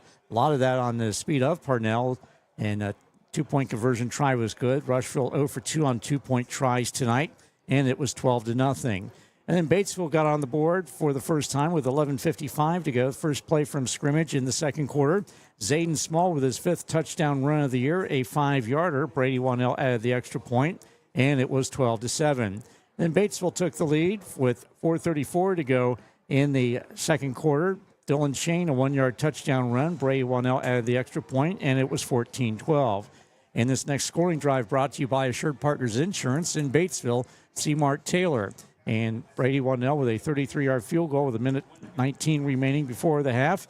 And that's where things stand at the half. The Batesville Bulldogs 17, the Rushville Lions 12. Yeah, when you take a look at the first half, it certainly is a tale of two quarters. Usually we're talking about a tale of two halves. It's a tale of two quarters here so far tonight. You couldn't picture a better start for Rushville for them to reel off 12 unanswered points. They have got some real weapons offensively, and even when a scoreless second quarter occurs, we still see that because of a big catch downfield by Hatton, but Parnell is a really good receiver as a freshman with that big 99-yard catch. The Pavies and even Owen Zachary have done quite a bit there with the run game. So certainly, if you're Batesville, you're proud of the way you adjusted in the second quarter, but you also know you really need to prevent those big plays from happening in the final two frames. And then you've got Batesville who roars back. I thought that Calvin Padgett was extraordinary starting the ball game at quarterback tonight for Batesville, but Coach Ulrich decides let's go back to where we were starting out last week with Dylan Shane at quarterback and Zayden Small at that running back position instead of Ajon Herbert. They've still rotated some guys in and out, but those have been the two primary guys, and those two are getting to work. I thought Shane has been really solid. Zayden Small is really finding his footing with the run game, and I even go back to when you had Padgett in the game, you are seeing some potential from these wide receivers too. You get a big catch by Trenton Jordan again. You got a huge catch on the sideline by Jackson Elston, the sophomore. And then you've also had even a couple guys like a Brody Mock step in and make a catch. So, I like where the offense is heading. I think this is more like what Batesville needs to see as you build yourself up for the next couple of weeks. But we still got a half of football to go. Anything can happen. It's a matter of who can make those adjustments better. Yeah, and that is a neat thing that we're seeing. And this is a trend that you see of Evan Ulrich coach teams. You'll start with your set players, and then you start mixing guys into the rotation, and we're seeing exactly that with Elston and Brady Mock and people like that. Yeah, we are. And, I even go back to when I thought Padgett was playing awfully well. He had hit that huge pass play on to Elston, and it was a perfect spiral. He did it a couple times, and next thing you know, here's Dylan Shane back at the quarterback spot. We've seen the Mock thrown in. We've seen Small thrown in. So there's just a lot more guys starting to get more comfortable with varsity football, and I think the more comfortable they are, then that's going to allow you to open that playbook up. And Evan has been doing that a lot more tonight, I feel like, than he has any other week. Yeah, and of course, as you mentioned, he will need it heading into that meat grinder of the EIAC Big School Division. East Central here next week, and then on the road at Lawrenceburg. And that's all we need to say about Lawrenceburg and Batesville, the rivalry, regular season or sectional. But nevertheless, good to see if you're Batesville some options offensively, and again, different guys getting in on the rotation. And so beyond that, of course, we've got other games around the area that we're keeping an eye on, including our 103.9 game up in Brookville between East Central and Franklin County. Yeah, taking a look at the scoreboard update for tonight, 7:44 to go in the second quarter. Franklin County is leading East Central 14-7. The Wildcats were up 14-0, but East Central has scored and kicked an extra point. Franklin County's Wyatt Bowling, 149 rushing yards in the first quarter. This is an update, and this is a potential spoiler. Halftime, Switzerland County and Milan are tied at 7. So the Pacers playing awfully well with the Indians so far as a part of Milan's homecoming night. There are a couple blowouts tonight. We will see a running clock in the second half. North Decatur leads Brown County 44-0. And also in the second quarter, a running clock coming up in the third. Lawrenceburg leads Greensburg 47-0. And final two games for scoreboard updates so far tonight. At halftime, Connorsville leads Madison 14-7. Second quarter, South Dearborn on top of Richmond 14-7. And that is indeed a couple of interesting ones there. And, you mentioned Switzerland County and Milan. Ryan Jessup has those Pacers playing really good football. And, also mentioned the other one, North Decatur, the number one team in Class 1A, showing what they're all about. And now understand is Franklin County and East Central are tied. The latest update on our scoreboard watcher, and 14-14 is the score there up in Brookville. So that's our game on 103.9 FM. Of course, we'll keep you updated on these scores throughout the evening. Also have them on our website, WRBI-radio.com, when the night ends and before you can go to bed tonight, and also run down the scores for you on our local sports report. But, getting back to, Brown County, now the MIFC, getting the band back together, and not only conference game, but the fact that the first time that those two teams have played since 1990, and I don't know, Brown County's probably having buyer's remorse about now. Yeah, there could be some possibility there, but North Decatur is such a strong football program. Solid. And, even on Coach's Corner Monday night, Coach Steve Stern from North Decatur, spoke highly of Brown County and said, they're struggling as a program, but they were coming in after winning a ball game last week.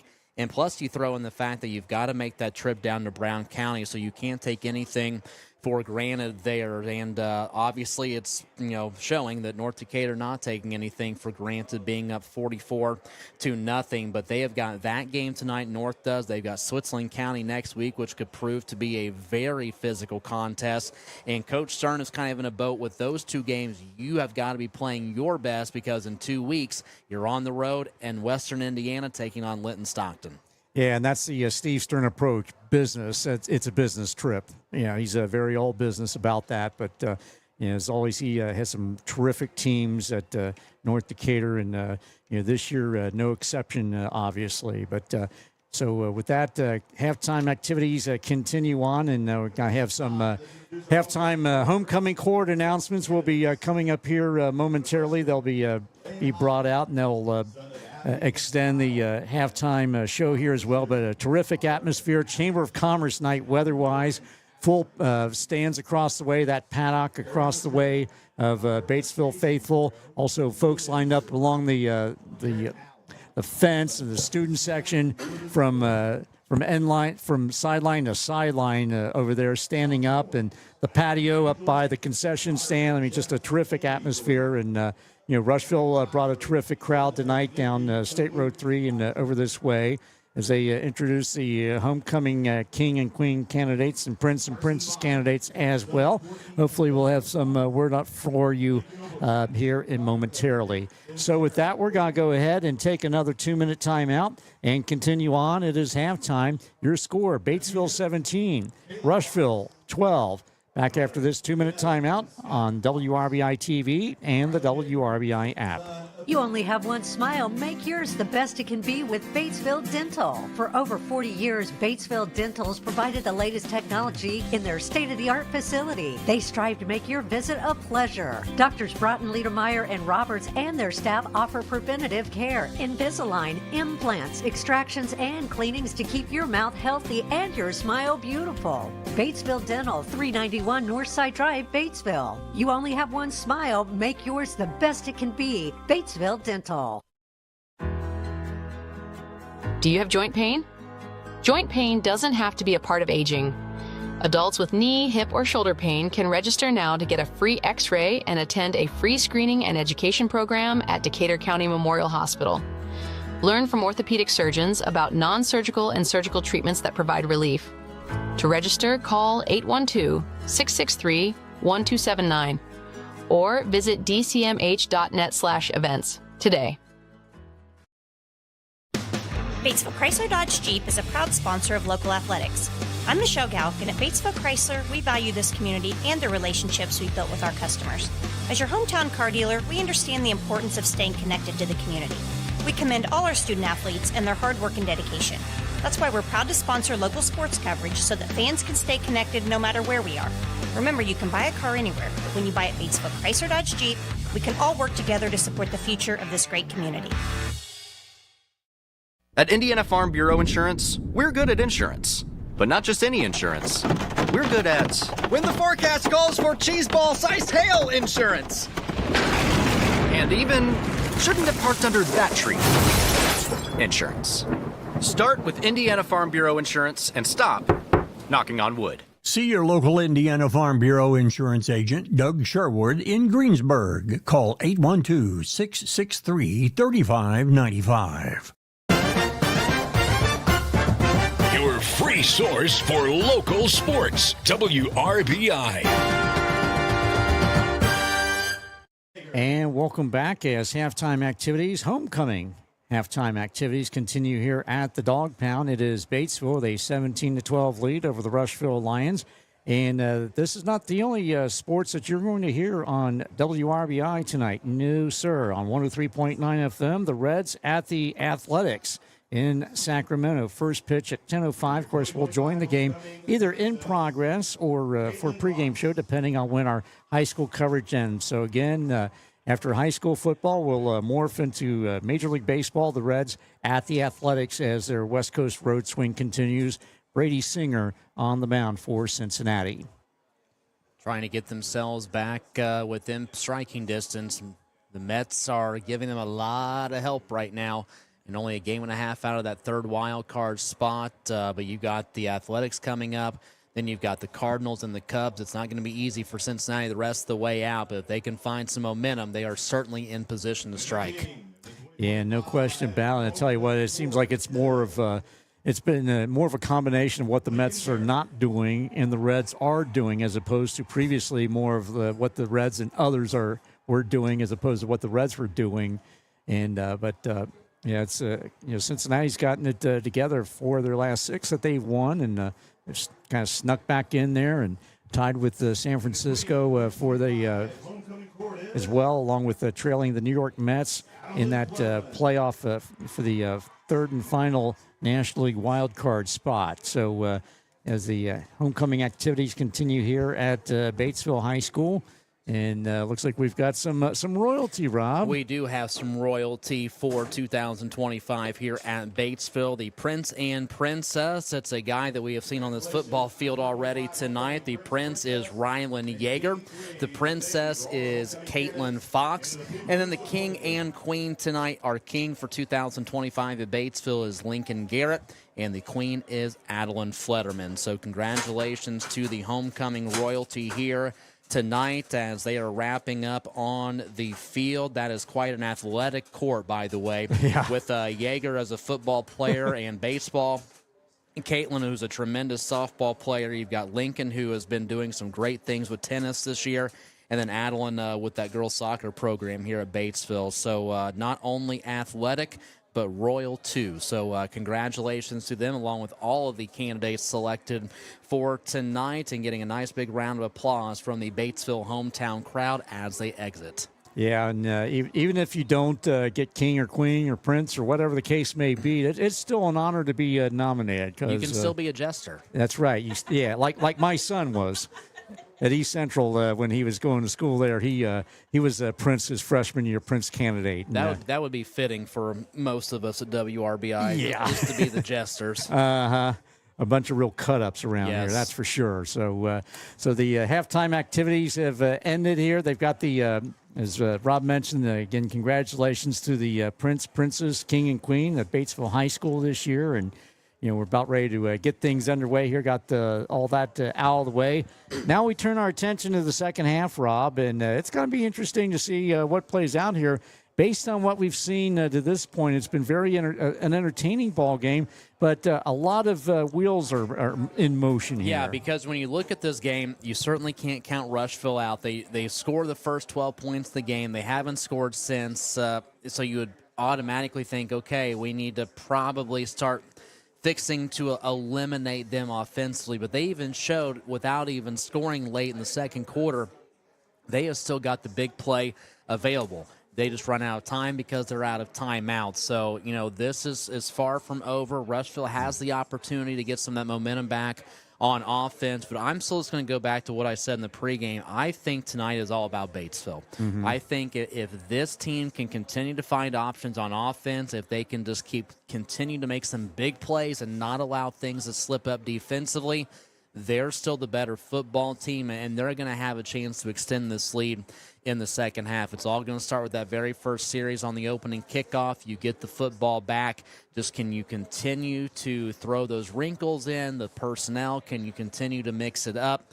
I just think you're in a better spot right now for the Bulldogs. And I think some of that Rushville cannot help, because when you look at the two sidelines, Rushville does not have the ability like Batesville does to run different players in and out. This is pretty much the same group offensively and defensively for Rushville, and so you even wonder in the back of your mind for the final two quarters, does fatigue start to play a factor in for the visitors? Yeah, and that's what Coach Rick Zimmerman addressed in his pregame interview, the fact that they don't have the numbers, and they've also had some guys injured as well, and trying to get some fellows back as the aforementioned Rushville Lions make their reemergence from the locker room, dressed in their traveling white jerseys, trimmed in black and red pants and red helmets. Batesville will be coming out momentarily, and they're in their traditional royal blue home jerseys with the white pants and white helmets. And two with Rushville, this is a team, as Coach Zimmerman and I were talking before the interview, the fact that they had three games that got away from them. I mean, you had, the Milan game, and then against Shelbyville and Franklin County, where they were just games that, just ran out of gas and just pretty much got away from them. Yeah, and it seems like with a couple of the games that Rushville's had this year, the second quarter has been the issue.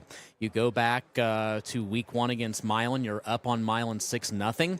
And then you give up 27 unanswered points there. The Franklin County game, Coach already talked about in the pregame. Franklin County used a big second quarter. Tonight, Batesville has a total of 17 points in the second quarter, so it's been a nemesis for Rushville all season long. This is not something new for them. Now, what they have got to be able to do starting tonight, you are probably going to assume that plays a factor mentally. Here we go again. We were up, and now we've given up all these points. You've got to be able in your head to battle through that, because if you think about this, you're still finding ways to be effective. The ball just does not bounce your way, and things slip away. Fix it. Get yourself back to where you were beginning here in the third. And something that may come into it as well, the fact that Rushville's played, as of this week now, 4 straight road games to open the season, and they have not been home at Henshaw Field until next week when they host Connorsville. It's going to be their homecoming. And, of course, the famous War on 44 game, named after State Road 44 between Rushville and Connorsville. So, that's something else. I imagine that might have something a little bit, but that's the overarching thing, is the fact that they get the lead and then the second quarter happens, and then it seems like the wheels start to fall off. Yeah, and I think if you're Rushville, we've talked a lot tonight about Batesville having to play awfully well to going into the next 2 weeks with East Central and Lawrenceburg. I feel like Rushville has to be in the same spot too, because you get that opportunity to come back home next week against Connorsville. And they are really on a spot in their schedule where things don't get easier because you are in the EIAC, but, you look, you've got Connorsville still left to play. You've got Greensburg. You've got a lapel team in there, South Dearborn. I mean, there are some winnable games there for the Lions. If they can just find a way to get healthy, build the depth back up, they're going to find themselves in a lot of ball games for the rest of 2025. Yeah, 4 straight home games starting next week: Connorsville, lapel, Lawrenceburg, and South Dearborn. And then they go see their old friend Isaac Sliger at Greensburg in week 9. So wrap up the 2025 regular season, and onward and upward we go to the playoffs. But nevertheless, we, again, as Rob said, still got a second half of action to play as Batesville now reemerges from the locker room. And so they'll have a moment to get stretched and warmed up and get ready to get things underway here in the second half. Again, Batesville will receive the second half kickoff here in tonight's ball game. Well, and you blame, by the way, for them coming out late, that Rylan Yeager was making them all bow down to him. That's right, yeah. He came back to the locker room, crown prince, and said, "Bow down before me." Yeah, get down, peasants. They had to draw the bridge down over the moat. Yeah. Had to have the confetti flying, yes. the horns, the trumpets, and everything sounding his arrival. But now we're the Jerry Lawler theme music and WWE playing there in the background. Absolutely. Yeah, and all the best to the King Jerry Lawler, who suffered a stroke this week, and hopefully he's on the road to recovery. But Yeah, so with that, we're going to go ahead and we're going to take a 60-second timeout, and we'll be back with second-half action after the 60-second break. Your score, Batesville 17, Rushville 12. Back with third-quarter action after the 60-second timeout on WRBI-TV and the WRBI app. When looking for the highest standard of HVAC service and care, turn to Hurt and Elko, your local Lennox Premier dealer. Hurt and Elko and their Premier dealer status means you're certain to be working with a company who has the highest level of training, professionalism, and customer satisfaction. For a limited time, they're offering up to $1,900 in rebates on a brand new Lennox system or finance with low monthly payments. Call Hurt and Elko today at 812-934-4646 or visit them online at hurt-elko.com to learn more. Conditions apply. See dealer for details. Visit your local Napa store, Vaguely Napa Auto in downtown Batesville. This month, get a 5-quart jug of select varieties of Mobil 1 Advanced Full Synthetic Motor Oil for $34.99. A 5-quart jug of Napa Premium Performance Conventional Motor Oil is just $18.99. 1-gallon jugs of Napa Antifreeze Coolant start at $9.99. And Shell Rotella T4 Triple Protection Motor Oils just $19.29 for a 1-gallon jug. It's all at Vaguely Napa Auto in downtown Batesville. The most and best high school sports is on WRBI. And we will be getting second half action underway shortly here at the Dog Pound. Batesville with a 17-12 lead over the Rushville Lions, along with Rob LaFerry and on-site engineer Annie Nunley. Tom Snape bringing you all the action tonight between the Batesville Bulldogs and the Rushville Lions. Again, Batesville will get the second half kickoff. And the Bulldogs will be going from left to right as we're looking at things here, or driving toward Interstate 74. And a delay of game is going to be called against Batesville for being so late coming out of the locker room. You know, we were joking about it, but that's going to move the kickoff up to the 45-yard line. So, you know, on the delay of game of Batesville getting a late start getting out here in the second half. Do want to pass along this really cool side note for tonight. IU football in action at home tonight against Indiana State. Batesville graduate Cade Kaiser was in uniform tonight for Indiana. His first time dressing for the Hoosiers as a walk-on freshman in Bloomington. All right, very good. So they may have a chance to play because it's halftime and IU's leading Indiana State 45-0. There you go. That explains that. Obviously, my dollars from going to ISU did not go towards the football program. Hey, I have the same problem with the Miami football program over in Oxford, so I feel your pain, Rob. And the ball booted out of bounds along the far sideline, out of bounds, so it will be a penalty. So that will give Batesville decent field position once again. That's about the third kickoff that we've seen from Rushville where it's just sailed out of bounds on that right sideline. Yeah, Batesville has had some really good field position all night, whether it's been kickoffs or even a couple of punts for Rushville in the second quarter. Bulldogs have been able to set up shop in rather pretty position.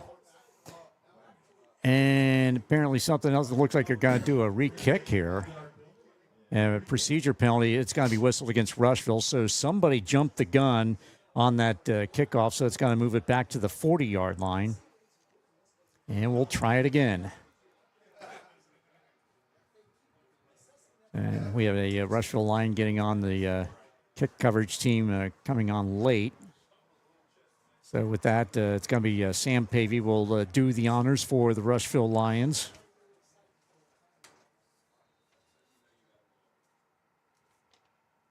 And with that, they break it. Had a little bit of a discussion session there. So we're about ready to get things going. We'll try the second half kickoff again. Pavey advances on the ball. Much better. There you go.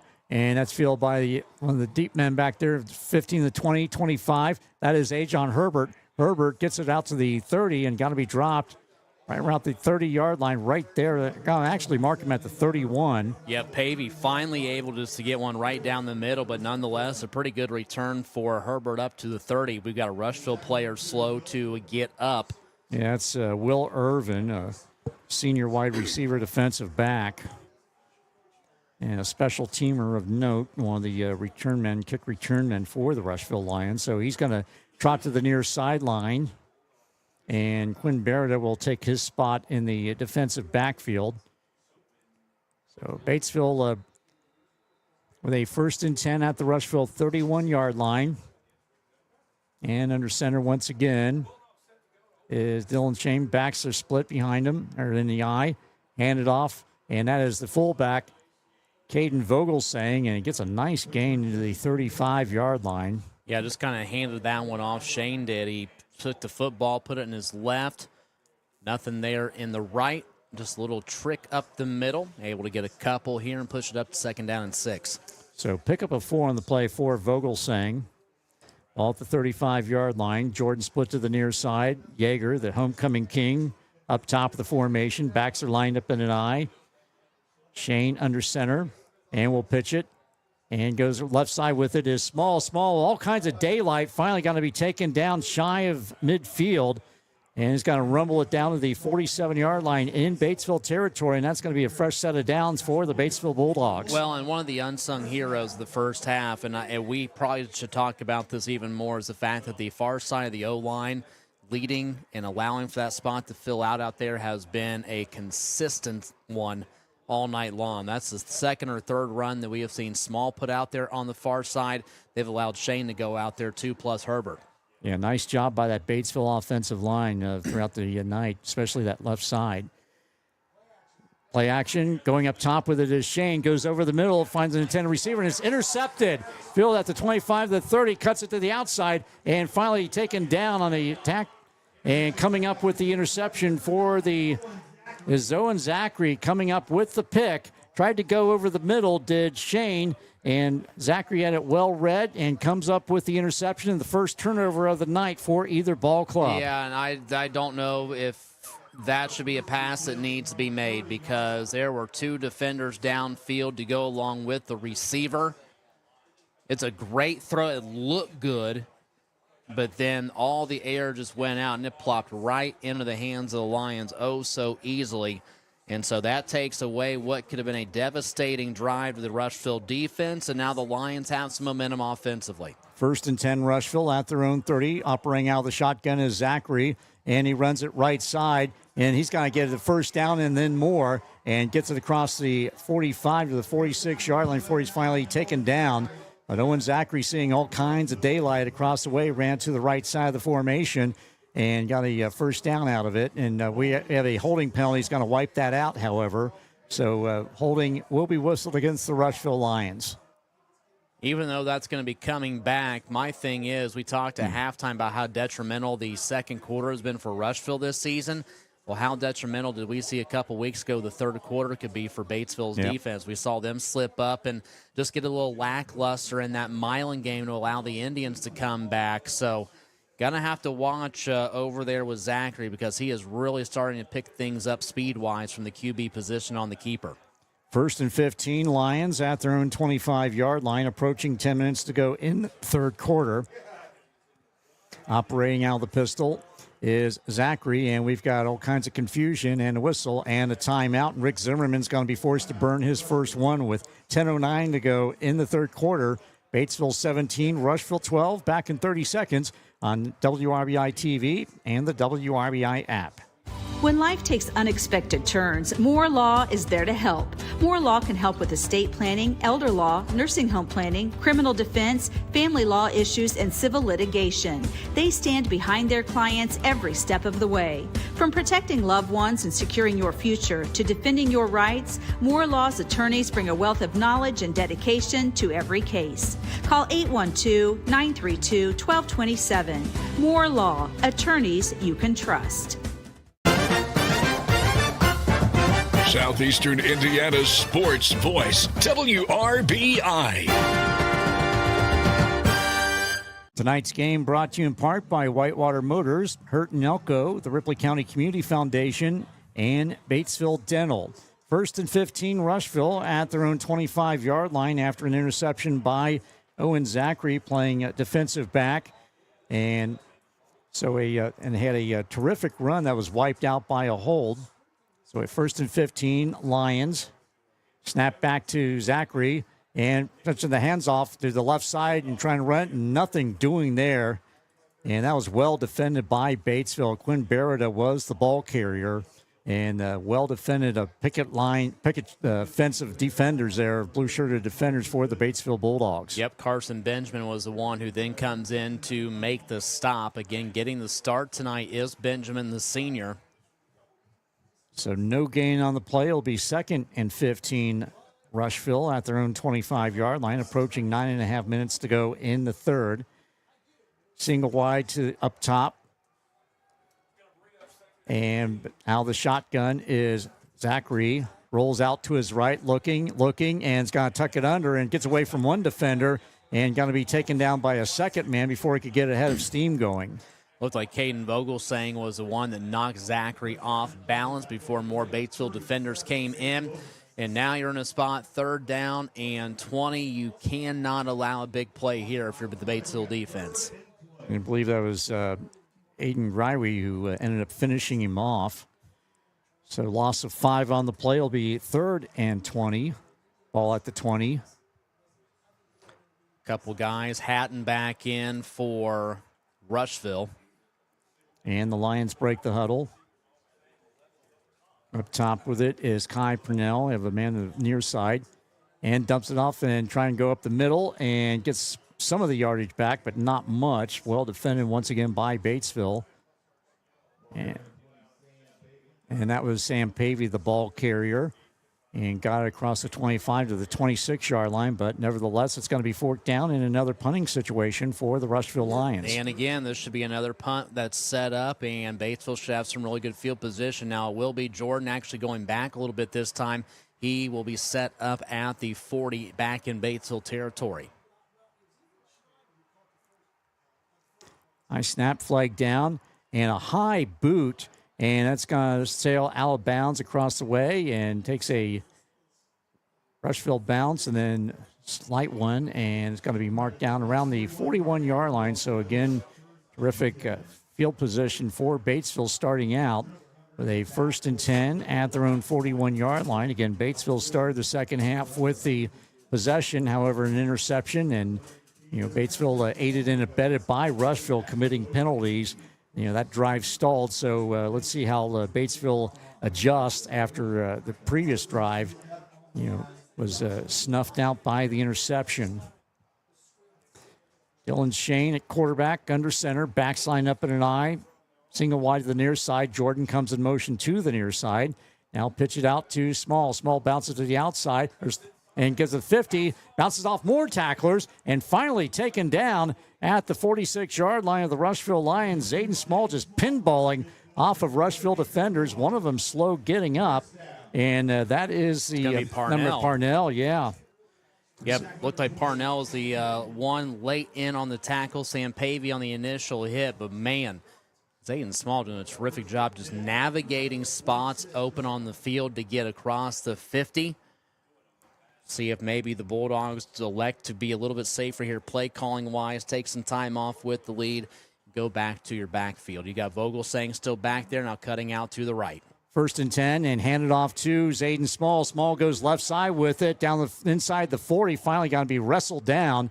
And I'll tell you what, Rushville is absolutely, they've been, with some wrestling moves out there, just winging them down. But that's stopped by Amos once again for the Rushville Lions. And the thing I'm kind of noticing here on a couple plays now with the run, and we just talked about this a little bit ago, Rushville defense starting to lose a bit of a small step, so to speak. They're not as aggressive and as quick. So a pickup of 8 on the play by Small, 2nd and 2 at the Rushville 38-yard line. And fake the handoff, and we'll give it off to Caden Vogelsang, the fullback, and he will get the 1st down and change, and that will put the ball at the Rushville 35-yard line. And we are trickling down to the midway mark of the third quarter. We're just 34 seconds away. This game brought to you in part by Batesville Chrysler Dodge Jeep, also Farm Bureau Insurance Agent Doug Sherwood, Decatur County Memorial Hospital, and Bruns Gutzwiller. Jordan down below. Up top is Rylan Yeager, operating out of the shotgun and faking the handoff, and going left side with it is Shane on the RPO, and he'll get a few out of the play as he ran left side with it, running behind that big, beefy and very effective Batesville offensive line. Which has really beefed things up over on the far side, on the left side of the O-line. 2nd and 8, so pickup of 2 on the play. We approach the 5.5-minute mark here in quarter number 3 as Yeager goes out. And they have single wide to the near side. That is Trenton Jordan. Backs are in the eye. Shane under center.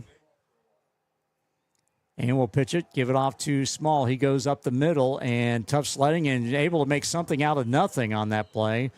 Looked like he had been stopped and got a few out of it. Trying to see perhaps was there someone who allowed him the extra push, and my assumption would be that could have been Jackson Brittle on the offensive line to help push Small up. So he gets it to the nose of the balls at the 30-yard line. So a 3rd and manageable here, 3rd and 5 for Batesville, 5:05 and counting. Bulldogs going from left to right or driving toward Interstate 74 as Rob and I are looking at things here. Bulldogs break the huddle. Yeager up top. Jordan to the near side. Lone setback is Aiden Small. Shane under center. Fakes a handoff. Rolling out to his right is Shane. Pitches out and dumps it off. And caught by Mock. Brady Mock, the tight end. Gets away from one man and got to get into the end zone. However, there is a penalty marker down. So that's going to, I would imagine that's going to come back. So I mentioned you saw a block in the back somewhere along the way. Yep. Right on that turn. As soon as Mock made the catch, there's nothing wrong with the catch. Great job by Brody. But when he turned, that block just went on to the wayside. So that's going to take away an impressive catch by Mock and a touchdown. And there's the block, and there will be the yards assessed.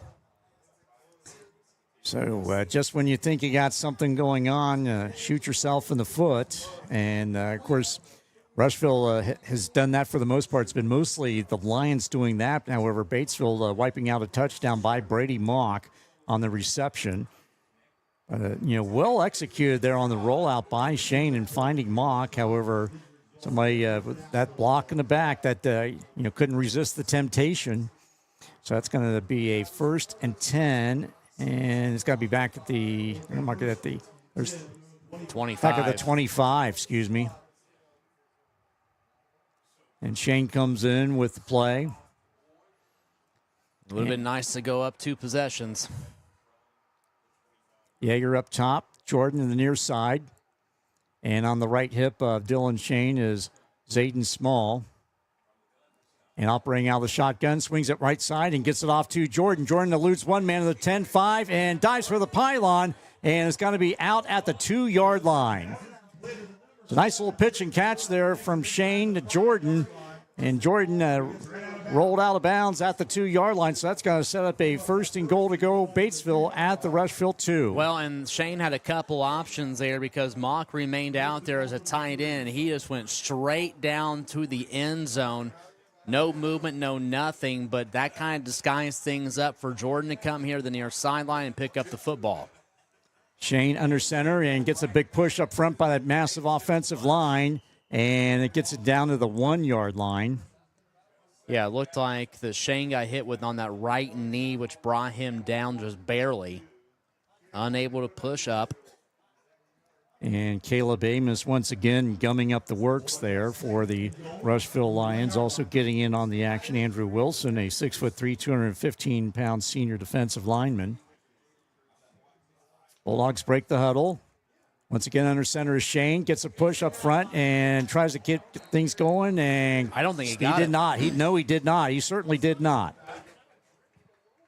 He had his momentum carried him back a little bit and got shoved back, and then it was eventually stopped. So no gain on the play. It'll now be a 3rd and goal at the 1. 3:38 and counting in the 3rd. Trying to see if maybe jumbo package here. Do you bring Vogelsang out of the backfield to make the run? And no, he's not they're back not there, though. No, they're not doing it. They're going with their traditional set and running it off the left tack behind left guard is Shane, and got the snap and ran it right behind that left guard side. And took it on in for the touchdown. So Dylan Shane, his 2nd touchdown run of the night, also a 1-yarder, and makes it a 23-12 ball game. Batesville with 3:23 to go in the 3rd. Going to bring Wanell out for another extra point. And now the hold of Trenton Jordan. And the bobble snap, and Wanell picks it up, looks to throw it, gets it off to Jordan. And Jordan has it at the 10. The 5 cuts it inside. He's got to get in for the touchdown on the 2-point conversion. And the fire. Talk about making pulling the fat out of the fire, so to speak. The best part of the whole thing is the fact that on the bobbled snap, Brady Wanell picks it up with both hands and just looks at it like, this is supposed to be on my foot. I don't use my hands. And he just kind of just loops it over to Jordan, and Jordan makes something happen. And tell you what, he had a good option there. I mean, nice safety valve. Have it to Jordan of all people. That's why he's back there holding it, for examples like that. So that makes it a 25-12 ball game in favor of the Batesville Bulldogs. A Keystone Cops moment there, a high snap bobbled by Jordan, and Wanell picked it up, and as Rob said, he hesitated, and then all of a sudden he realized he got to throw it. He actually had some good zip to it as well. Looks like he'd thrown the ball a time or two, and like they had to practice it or something, but got it out to Jordan, and Trenton Jordan did the rest. That's just one of those that you're happy about, but if I'm Coach Ulrey on the sideline, there's got to be a chuckle in there somewhere, but it's about how all of that went down. But now 25 unanswered for the Bulldogs tonight. This is starting to slip away from Rushville a little bit, and if this defense from Batesville can lay things down once again on another series, this is getting to a point maybe we start to see the Dogs run away a little bit. And the scoring drive brought to you by Assured Partners Insurance in Batesville. See Rebecca Kraft. So Batesville, 25 unanswered points after Rushville jumped out to the 12-0 lead. And Wanell advances on it. High end over end kick, and it's going to go into the end zone and roll in is the return man for the Rushville Lions. That is Ryan Hatton. Decided to let it go, and it'll be a 1st and 10 for the Lions. Couple scoreboard updates. East Central now in the lead over Franklin County, 21-14, 10-12 remaining in the third quarter. Also third quarter, North Decatur 57, Brown County 0. Lawrenceburg at halftime was leading Greensburg 62-0, and Milan leading Switzerland County 14-7 in the third quarter. All right, so of course we'll keep you updated on scores throughout the night. Have them on our website after things end here this evening. And hand it off to the running back, that is Sam Pavey, and Pavey bulls his way forward for about 3 yards, we'll call it. Once again, trying to, he's got that slow. He's got that low to the ground build there, very stockily built, and quite the wrestler as well. And so they're going to give him 2 on the play. So it'll be a 2nd and 8.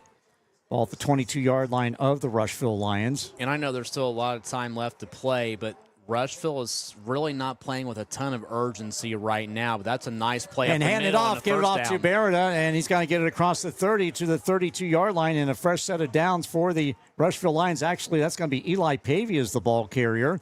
So Pavey, at Eli, that is, gets it out across the 30 to the 33-yard line, and a first down for the Rushville Lions. And you're just as soon as you said that, no sense of urgency. There was some urgency. Yeah, they're there. They snapped off a play just like that, quick as a hiccup.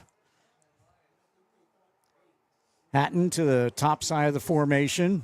Operating out of the shotgun is Zachary. Snap back to it and flips it out to Berida. Berida runs it right side, and he'll get it to the 35, and that is it. Well defended across the way by the Batesville defense.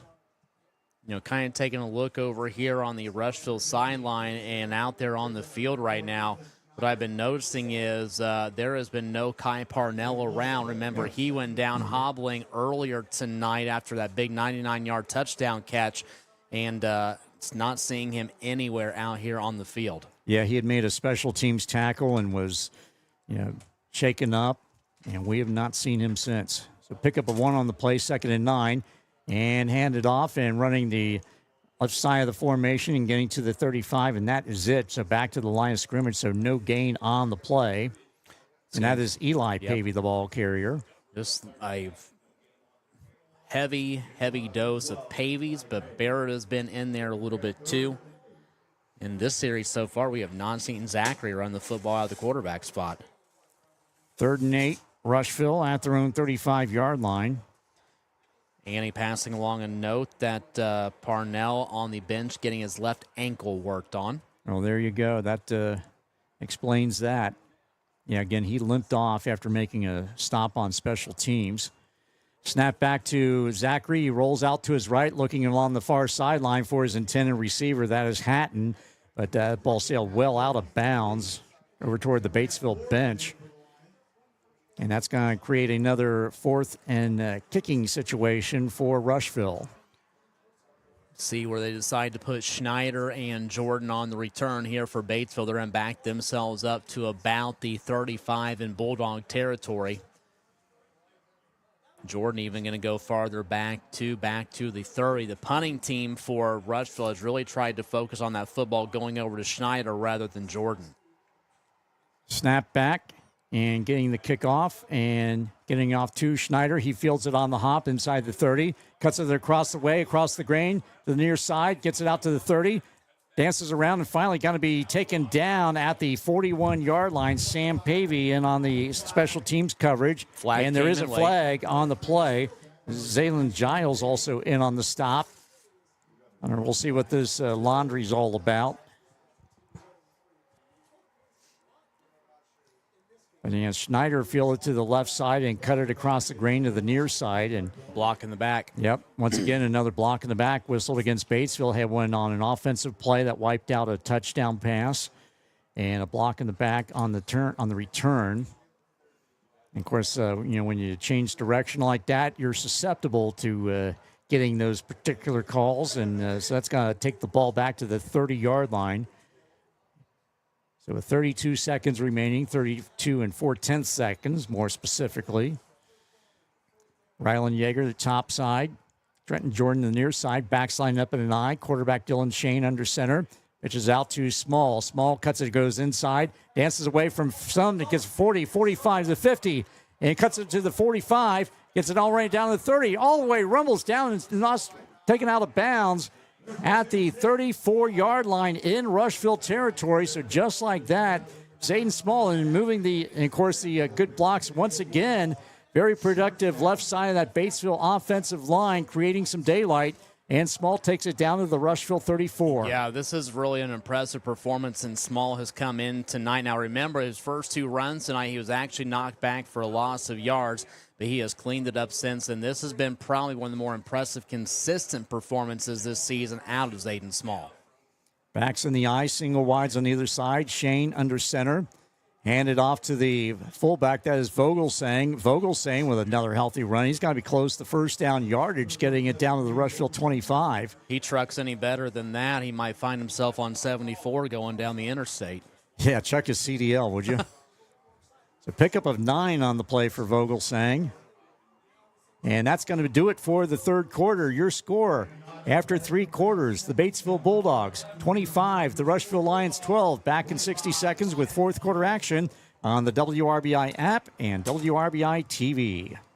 Hey, football fans. While Ivy Tech Community College doesn't have a football team, what it does have is your play to a great future. Earn a short-term certificate to quickly get into a high-wage, high-demand career. Earn your associate degree in a wide variety of programs for a more affordable transfer to a bachelor's degree. Classes are offered in person and online at the Lawrenceburg and Batesville locations. For more information, email r11express@ivytech.edu. In Ripley County, 1 in 7 children face food insecurity. That means weekends can feel long, empty, and uncertain. Through Turnover Hunger, the Batesville and Milan varsity football teams are working to change that. 1 turnover, 1 backpack, 1 child at a time. Join the Turnover Hunger effort to feed hungry children on weekends. Donate to the Ripley County Community Foundation, 13 East George Street, Suite B, Batesville, or online at rccfonline.org. Donate today. Your free source for local sports, WRBI.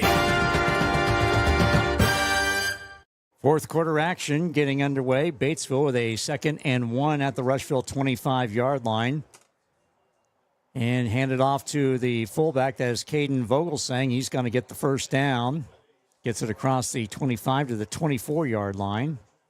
And with that, so underway in the fourth quarter. And what are we looking at as far as some other scores around the area, Rob? These are all second-half scoreboard updates. East Central leads Franklin County 21-14. Milan on top of Switzerland County 14-7. North Decatur leads Brown County 64-0. Lawrenceburg leading Greensburg 62-0. Connorsville on top of Madison 28-7. South Dearborn, they lead Richmond 29-13. Here are scores: 25-12 Batesville, and Bulldogs threatening with a 1st and 10 at the Rushville 23-yard line. Handed off to Small, bounces it to the left side, and has it inside the numbers. Puts man in a spin cycle. Finally, all the way down inside the 15, and taken down around the 13-yard line. Once again, that whirling dervish, that is Zayden Small, is pinballing off of defenders left and right and gets it down inside Rushville's 15-yard line, mark it down to the 13-yard line. Well, and again, one of the things that, you look at here is the fact that he is running with such a purpose, and everything he has done tonight, he's been a Tasmanian Devil out on the field, but he has got a purpose. He knows the direction that he's wanting to go with that football in tow. Yeah, I'll tell you, there's no you can tell he's very sure of what he wants to do, and he does it.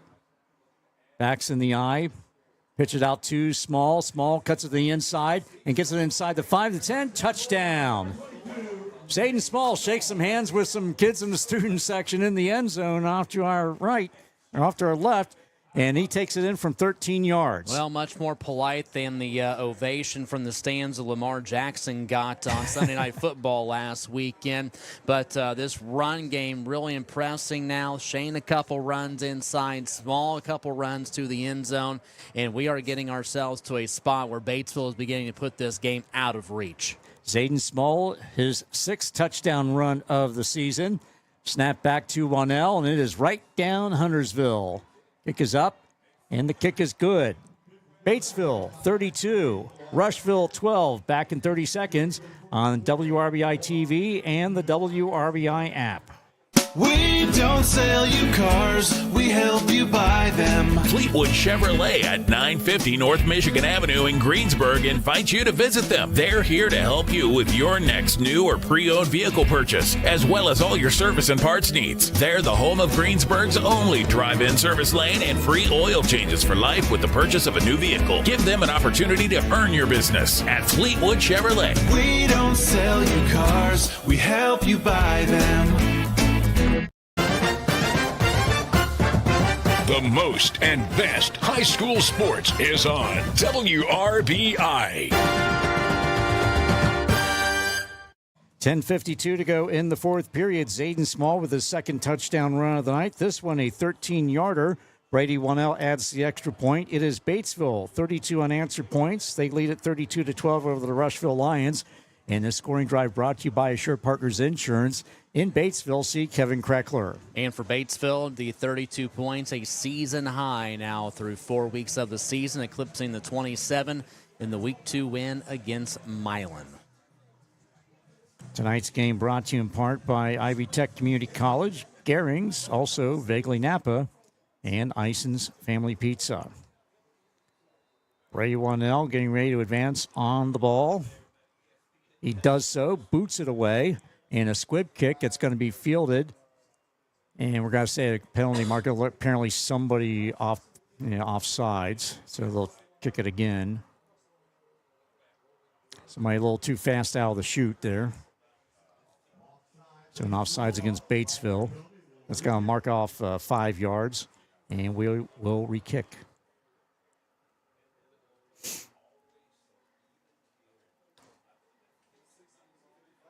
So Wannell, who, by the way, had an assist for Batesville Soccer last night. Yep. The lone goal for the Bulldogs at Indian Creek.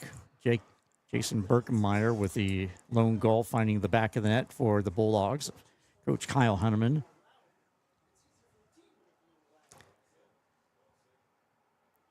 You mentioned Bulldog soccer, a couple losses as of late, but man, especially on the boys' side, that schedule has been really tough. Yeah, sure has. And taking that trip to Trafalgar.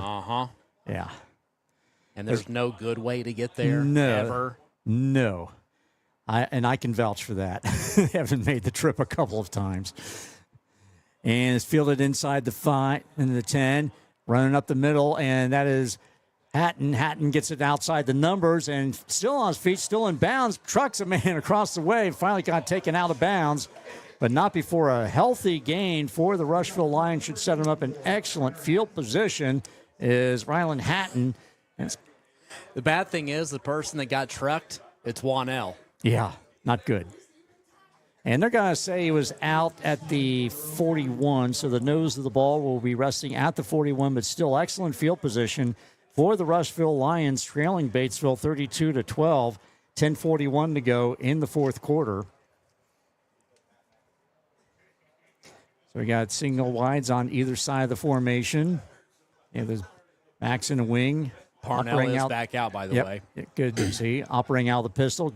And Zachary tried to dump it off to Eli Pavey. He had it all alone in the left flat outside the numbers. And problem is Pavey couldn't come up with it. It hit him right in the hands. And an incomplete pass will stop the clock with 10:37 to go in the fourth. Yep, so you've got Parnell back out there as a deep threat. And Rushville's probably going to have to go that pass a little bit more here late in the ball game. Speaking of late in the ball games, East Central now up 2 possessions on Franklin County, 28-14. Well, you want to talk about getting punched in the mouth and recovering after trailing 14-0. That's our game on 103.9 FM. Your congenial announcers there, Rob Moorhead and Jerry Stenger.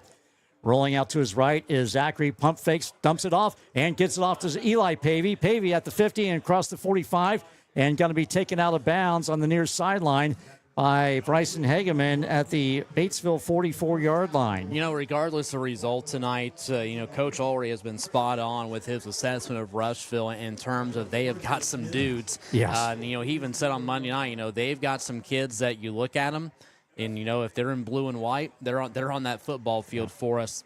They've got some just really nice pieces. It's a matter of just putting it all together and getting this Rushville team healthy and a little bit deeper. Berta lined up in the slot. Up top with it is Hatton. Rolling out to his left is Zachary. Goes up top with it and gets it out to the aforementioned Parnell. And Parnell with a catch across the way. And it's got to be enough for a first down plus a few yards. And they'll take it down to the Batesville 31-yard line. So a roll out to the left, and then across his body is Zachary. Gets it off to Parnell, and Parnell does the rest there. And moves the sticks. The 1st and 10, Rushville at the Batesville 31-yard line. Parnell the near side, Hatton up top. Operating out of the gun once again. They send a man in motion and got to hand it off to Sam Pavey, and he goes up the middle. He'll get 2, and that is it. Gets it to the 30-yard line of the Batesville Bulldogs. Looked like around was Edwin Hernandez, the freshman for Batesville, who got a couple of snaps a couple weeks ago. Even saw a little bit of time last week against South Dearborn. So pickup of 1 on the play for Sam Pavey makes it a 2nd and 9 Rushville at the Batesville 30-yard line. Approaching 9 minutes to go in the contest. And twin split to the near side. Operating out of the gun once again is Zachary. Rolls out to his right, looking upfield, firing, and through the hands of his intended receiver. That was Eli Pavey. Back defending was Trenton Jordan, among others. But a lot of blue-shirted traffic out there, Rob. Yeah, there's a couple guys around there for Batesville. Ethan Schneider's in the vicinity. You also look at number 23, that being Gage Lancaster, who is back for the Bulldogs, and plus Carson Benjamin around too. So flying all around there on that pass play as we stop this clock. And Rushville is certainly in 4-down territory. Going to have to go for it here on a 3rd down, and now a timeout on the field. And that's going to be taken by the Lions with 8:51 to go. That will be their second. 8:51 in the fourth. Your score, Batesville 32, Rushville 12. Back in 30 seconds on WRBI-TV and the WRBI app. It's back. Our delicious chicken bruschetta pizza is back. Cecil here. I'm interrupting this commercial for some important news. Our operating hours are changing to better serve our customers and to better take care of our team members. We will be closing at 8 p.m. Sunday through Thursday. That's right, our new hours are Sunday through Thursday from 10:30 a.m. to 8 p.m., then Friday and Saturday 10:30 a.m. to 11 p.m. Come let us serve you. LicensedFamilyPizza.com, 812-933-0333, or 117 East George Street, downtown Batesville. Southeastern Indiana's sports voice, WRBI. High school football on WRBI brought to you in part by Fleetwood Chevrolet, Margaret Mary Health, Great Plains Communications, and Moore Law Office. 8:51 to go in the fourth. Rushville facing a 3rd-and-9 at the Batesville 30-yard line. After their timeout, they're down to 1. Batesville has all 3 of theirs. And operating out of the pistol will be Zachary. He's going to tuck it under, run it to the right side, stiffs arms one man at the 25, and finally hurdles one man and got to be taken down inside the 20-yard line. Yep, there's Zachary on that run, which he has been pretty good at here tonight. And there on the tackle for Batesville was Lancaster. And that was that same play that he had run to pretty much perfection early on in the ball game. And that's where they were really making their bones on that, getting out to that 12-0 lead. Yeah, they've relied on the Pavies and Berida a little bit to kind of go up the middle, and Zachary's been that guy out the quarterback spot to go on the outside. Operating out of the pistol once again is Zachary. And got to fake the handoff, pitches out to the swing man. That is Eli Pavey on the outside, runs it left side, and taken down across the way. And got to be close to the necessary yardage for the first down. He faked the handoff to Sam Pavey, dumped it off to Eli Pavey on the option. And Pavey goes down and close to first down yardage. Looks like he's going to, and officials now say, yep, go ahead, move the sticks. So it's going to be a 1st and goal from the 9 for the Rushville Lions. And certainly the Batesville defense has had their spurts where they have played really good tonight. But, especially late, you don't want to see this group starting to break. And this has been a formidable challenge in stopping this run game. We need to clean it up here at the end. Hand it off to Sam Pavey. He goes right side with it behind the right guard and gets it down close around, going to pick up 2 on the play. It's going to set up a 2nd and goal at the 7. Grivey in on the stop, among others, for the Batesville defense. Now a flag out on the field.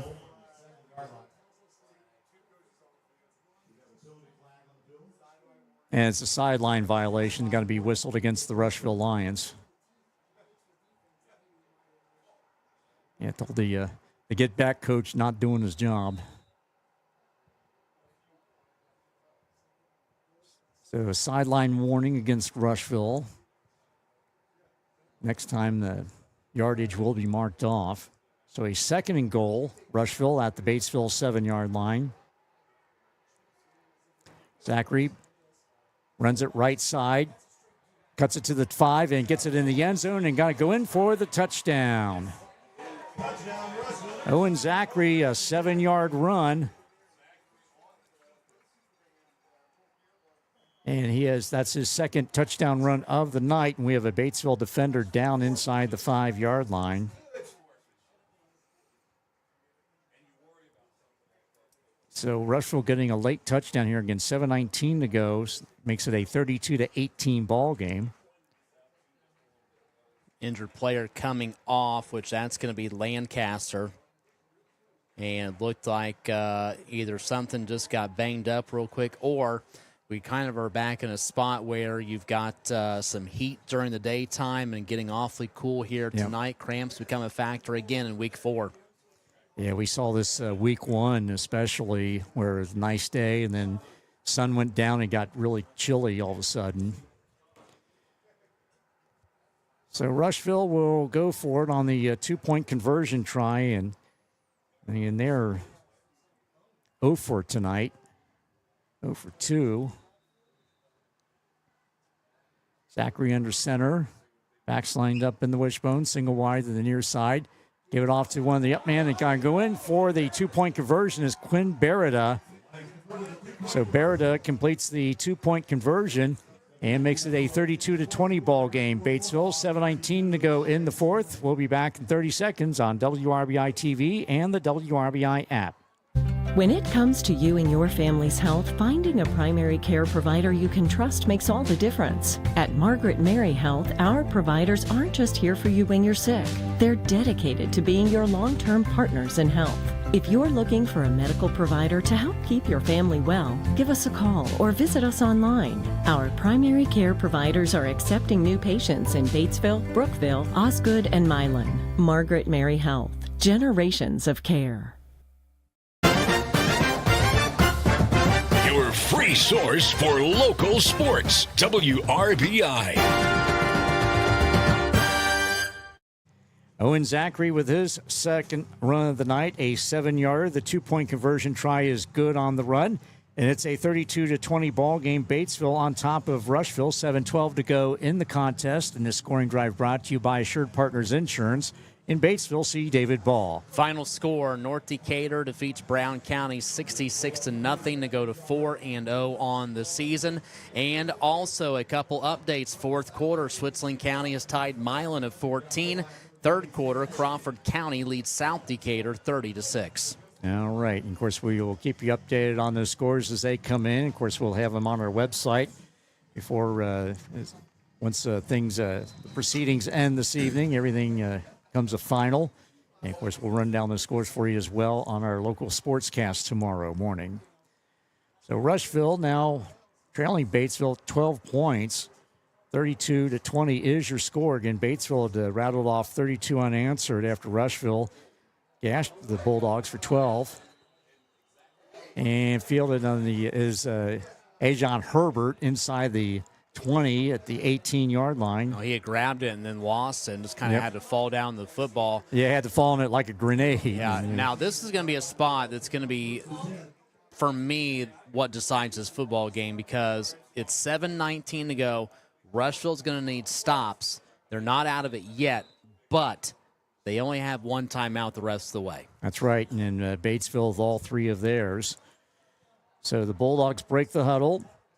And Rylan Yeager up top, lined up in the slot is Trenton Jordan. Bulldogs going from right to left as we're looking at things here. Backs are lined up in an I. Shane under center and rolls out to his right, looking, and he's going to tuck it under. He's going to run it. He's got all kinds of daylight and finally going to be taken down around the 30-yard line. He will get the necessary yardage for the first down and then some. Really good run there, and that time the O-line on the right side helps out matters. And we have seen Shane late in ball games this season be a primary ball carrier. Yeah, he's just absolutely taken over games with using his legs. And we'll see what if he does the same here. So 6:59 and counting here in the fourth. 1st and 10 Batesville at their own 30-yard line. Single wides on either side. Backs lined up in an I. Dylan Shane, the quarterback, under center. And hands it off to the up man. That is the fullback. That is Caden Vogelsang. Vogelsang carries several white-shirted Rushville defenders with them a few yards, and going to mark him down at the 36-yard line. And in a wave of players stepping up tonight, Vogelsang's been a really consistent guy in that backfield. Yes, he really has. I mean, getting his doesn't tote the mail a lot, but when he has been quite effective. So 2nd and 3, Batesville at their own 37-yard line. Approaching 6 minutes to go in the contest. Under center is Shane, and he will pitch it, give it off to Small. Small bounce to the left side of the 45 to the 50 to the 45 to the 40, cuts it outside the numbers along the tightrope and goes out of bounds, finally wrestled out of bounds. In Rushville territory, they're going to say he went out at the 16-yard line. A touchdown-saving tackle there, but Zayden Small just burst to the outside, ran it left side of the formation, bounced it outside the numbers, and went along the sideline, and finally taken out at the 16. And a lot of help from a wide receiver downfield in Trenton Jordan. Yes, nicely done there by Jordan, getting out there on the block and springing Small. So a 1st and 10, 16-yard line, 5:53 to go. Batesville not in any particular hurry to get this play off. However, they have 8 seconds remaining on the play clock. rather deliberate, methodical in their approach. Shane hands it off to Small. Small runs it right side of the formation off right tackle and has it in between the hashes and gets around the 10-yard line. They're going to mark him down at the 9. So once again, that effective ball carrying.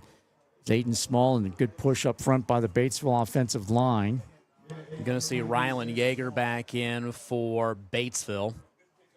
So a pickup of 8 on the play. It'll be 2nd and 2. Ball at the Rushville 9-yard line as the Bulldogs break the huddle. The aforementioned Yeager on the near side. Jordan up top. Backs lined up in an eye. Shane under center. And hands it off to Vogelsang. Vogelsang bowls his way forward and close to the yardage for the first down. Still rumbling, and it carries the pile with him. Looked like he had been down, but second, third, and fourth effort, and gets it down. And quickly, Batesville lines up. Gets it inside the 5 to the 2-yard line. And Shane runs off behind left guard and puts it into the end zone for the touchdown. So another quarterback sneak there. This one a 2-yard touchdown run. We'll call it by Shane to go along with a pair of 1-yarders. And Batesville, after getting asked for a touchdown, they answer. And on for the extra point will be Brady Wannell. 38-20 ball game. Wannell trying to stay perfect. Yeah, had a bobbled snap, and then he threw it to Jordan on one conversion. Puts it up and boots it through. So Brady Wannell with the extra point now makes it a 39-20 ball game in favor of Batesville. 4:49 to go in the fourth. Back in 30 seconds on WRBI-TV and the WRBI app. Go stream, go work, go game. No matter what you do online, we've got you. Great Plains Communications. Super fast, reliable internet built for the way you live, work, and play. Powered by our expanding fiber network, local call centers, technicians, technical support, and over a century of experience, we ensure your connection is fast, reliable, and stress-free. Go make the switch to Great Plains Communications today. And remember, for all the ways you live online, we've got you. The most and best high school sports is on WRBI. Dylan Shane with a lot of help from his friends up front. A 2-yard touchdown run, his third of the night. Brady Wannell adds the extra point. We have 4:49 remaining, and Batesville answers the Rushville score. 39-20 is the score. And the scoring update brought to you by Assured Partners Insurance in Batesville. See Mark Taylor. Well, as good as Wyatt Bowling was running the football for Franklin County early in the first quarter tonight with 149 yards, into the third quarter, East Central leads Franklin County 35-14. East Central's Colton Bellman, 24 carries, 3 TDs, 235 yards. And now get it done. And that young man has stepped up big time in the absence of Ryan Mingus, who suffered a foot injury, leg injury, lower leg injury in the Harrison game. Was in a walking boot at the end of that particular game. And fielded around the 12-yard line, coming to the near side and inside the hash, and finally wrestled down. And there's a big rugby scrum there and getting to the 21-yard line, and that is it. Is the return man for the Rushville Lions. That is Ryan Hatton. Well, now if you're Rushville offensively, you've got to work quick. You've only got one timeout, so you have to be thinking quick TD and then an onside kick to even have a breath remaining here in this ball game. And that's going to be interesting. Conversely, you see Batesville, defensively, if they see blood on this when they start smelling it. So at 1st and 10, Rushville at their own 22-yard line, trailing 39-20. Back to Zachary, throws and dumps it out to Pavey to the near side. Sam Pavey across the 30, the 35, and across the 40, finally taken down at the 42-yard line. Another nice little pitch and catch there. That little screen pass there, very effective for the Rushville Lions as Pavey sets up his team with a 1st and 10 at their own 43-yard line. And, again, there's been some positives for the Batesville defense tonight, but one thing I've noticed late, and I know Coach Ulrey's going to reiterate on this tonight and on Coach's Corner Monday, I feel like there's just a lot of grabbing, not a lot of tackling. Yeah. Yeah. If there's any bugaboo tonight, that's probably got to be it. Yep. The old Vince Lombardi sign, the film, grab. Yep. Rolling out as Zachary goes up top with it. Has a man wide open and dropped. That's Parnell once again. And Parnell just playing center field back there. Just all he had to do was go up and grab it. He snagged it and was going to be dropped immediately by Lancaster, but not before the Rushville Lions get it into Batesville Bulldog territory at the Batesville 31-yard line. Yeah, and he was pretty much wide open. It took Lancaster about 4 or 5 steps to finally catch up and even get him down for a tackle. They just put it up there, and he went up and grabbed it, and it's pretty much, again, playing center field. And we've got another timeout. That's going to be the third and final timeout taken by the Rushville Lions. So it comes with 3:36 to go in the ball game. Your score, Batesville 39, Rushville 20, back in 30 seconds on WRBI-TV and the WRBI app. In case you hadn't heard, Scripture Auto in Greensburg is now a part of Whitewater Motors. If you have an issue down the road, you can call Jamie Scripture or Dave Scripture. Try that at some of the bigger places. It's just customer service. We've been taking care of people for a decade. That's our biggest thing. We treat them like family, always have. Rest assured, Dave Scripture and myself, Jamie Scripture, are still here running the business. So that's the big thing. Visit them online at whitewatergreensburg.com. Southeastern Indiana's sports voice, WRBI. So Rushville's out of timeouts. Batesville has all three of theirs, 3:36 in the ball game. First and 10, Rushville at the Batesville 31-yard line. Lions trail the Bulldogs 39-20.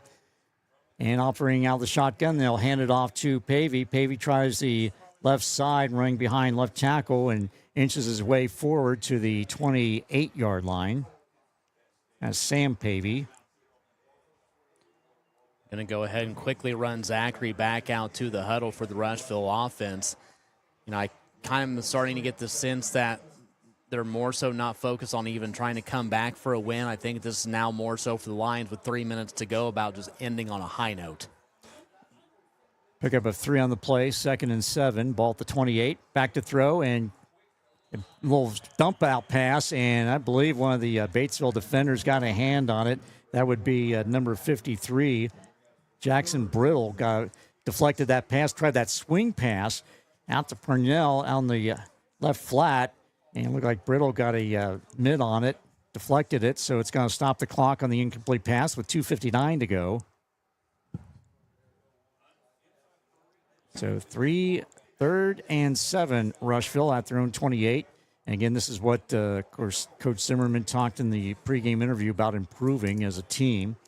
There's an example of it right there, as you talked about, Rob. And Thackeray is going to keep it himself. He's going to bounce it to the outside the numbers, cuts it inside, and going to tiptoe his way into the end zone. And going to say he was out of bounds at the 2-yard line. I would almost like to see a replay of that to see if he actually was. Yeah, so going to mark him down at the 3-yard line. It's very close there. So he walked the tightrope along the sideline there.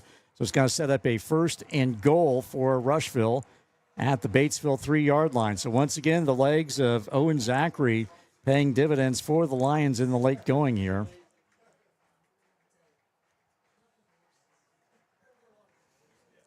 Lions break the huddle. Looks to be a little confusion on the line for Batesville. Yeah, a lot of moving around over there. And now we got a timeout. No, we're going to get a flag. This might be going against the Dogs. Nope, going to be going against Rushville. Yeah, procedure penalty against Rushville. So that's going to back them up 5. It'll still be a goal-to-go situation. However, that's going to back it up to the 8-yard line. So a 1st and goal at the 8.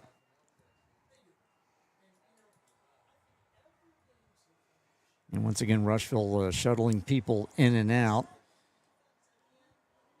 Play clock down to 10, so they have to hurry up and get this one off. Under center is Zachary. Wishbone formation behind him. Rolling out to his right, looking into the end zone and firing, and caught at the near pylon as Parnell, once again, his second touchdown pass of the night. This one not spectacular, the 99-yarder. This one just the 8-yard pass in the near pylon, front pylon. Defending was Ethan Schneider.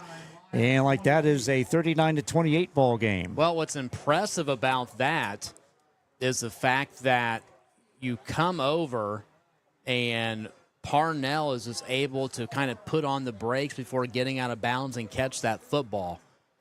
So here we are. Rushville refuses to go away, and I think if you're Batesville right now, that clock is moving awfully slow. Indeed. Yeah, this is it just seemed like it is just slogged along here. Batesville was hoping to run out the clock and not able to get it going, and offensively, and Rushville, to their credit, no quitting them.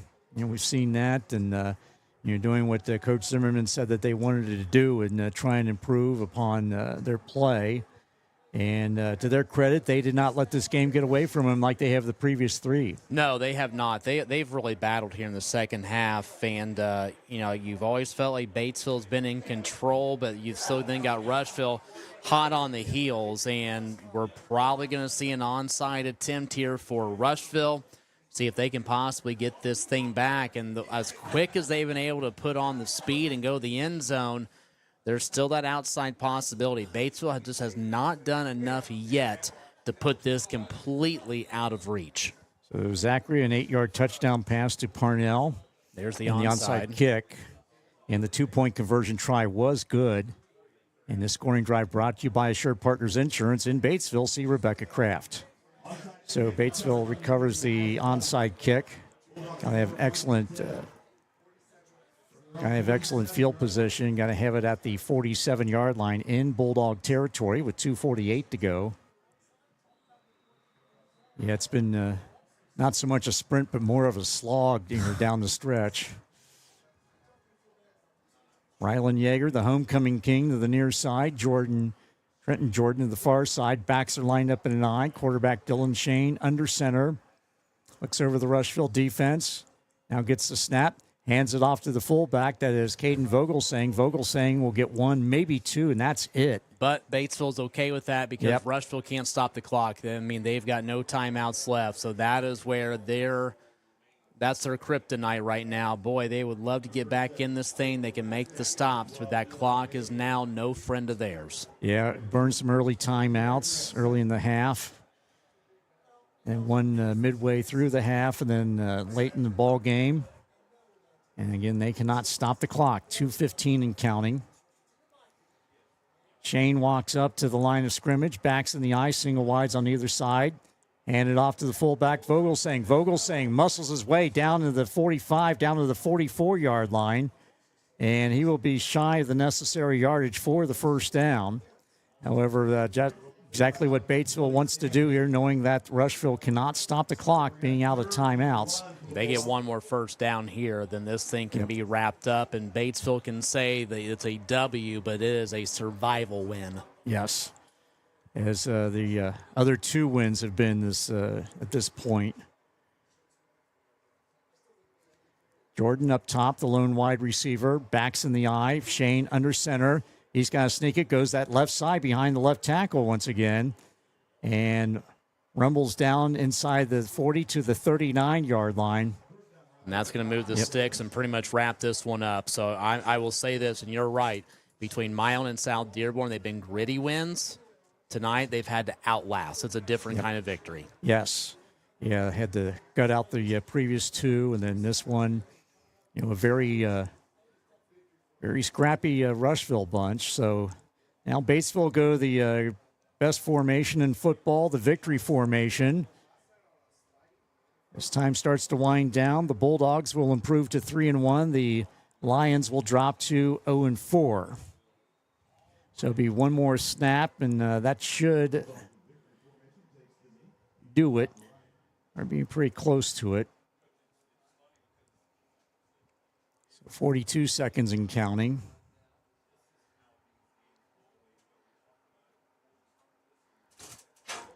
35 seconds go, and the snap once again. Set to Dylan Shane, and players from both teams starting to shake the hands, and that is going to do it. So your final score tonight is the Batesville Bulldogs 39, the Rushville Lions 28. Batesville improves to 3-1. Rushville drops to 0-4 as both teams now shake hands at midfield. The Bulldogs coming this way, the Lions going that way, shaking hands. And that is the final. Batesville 39, Rushville 28. And we'll be back with the postgame show after this 2-minute timeout. You're listening to high school football on WRBI-TV and the WRBI app. The Living Estate Auction of George and Jane Pichter is this Saturday. Owens Auction Service will feature 3 standout tractors, a 650 John Deere, a 1066 International Harvester, and an 856 Diesel International. These tractors highlight a strong lineup that also includes a Case IH 1460 Axial Flow Combine with International 864 Cornhead, plus additional John Deere and International models. You'll also find wagons, grain carts, balers, discs, mowers, spreaders, planters, shop tools from Milwaukee, DeWalt, Makita, and Ryobi, along with antiques and vehicles, including a 1975 Mack tandem axle grain truck, a 1990 Chevy Silverado 2500, and a 1995 GMC Sonoma. Terms are cash or check. Lunch served, and the auction's at 9601 State Road 229 in Batesville.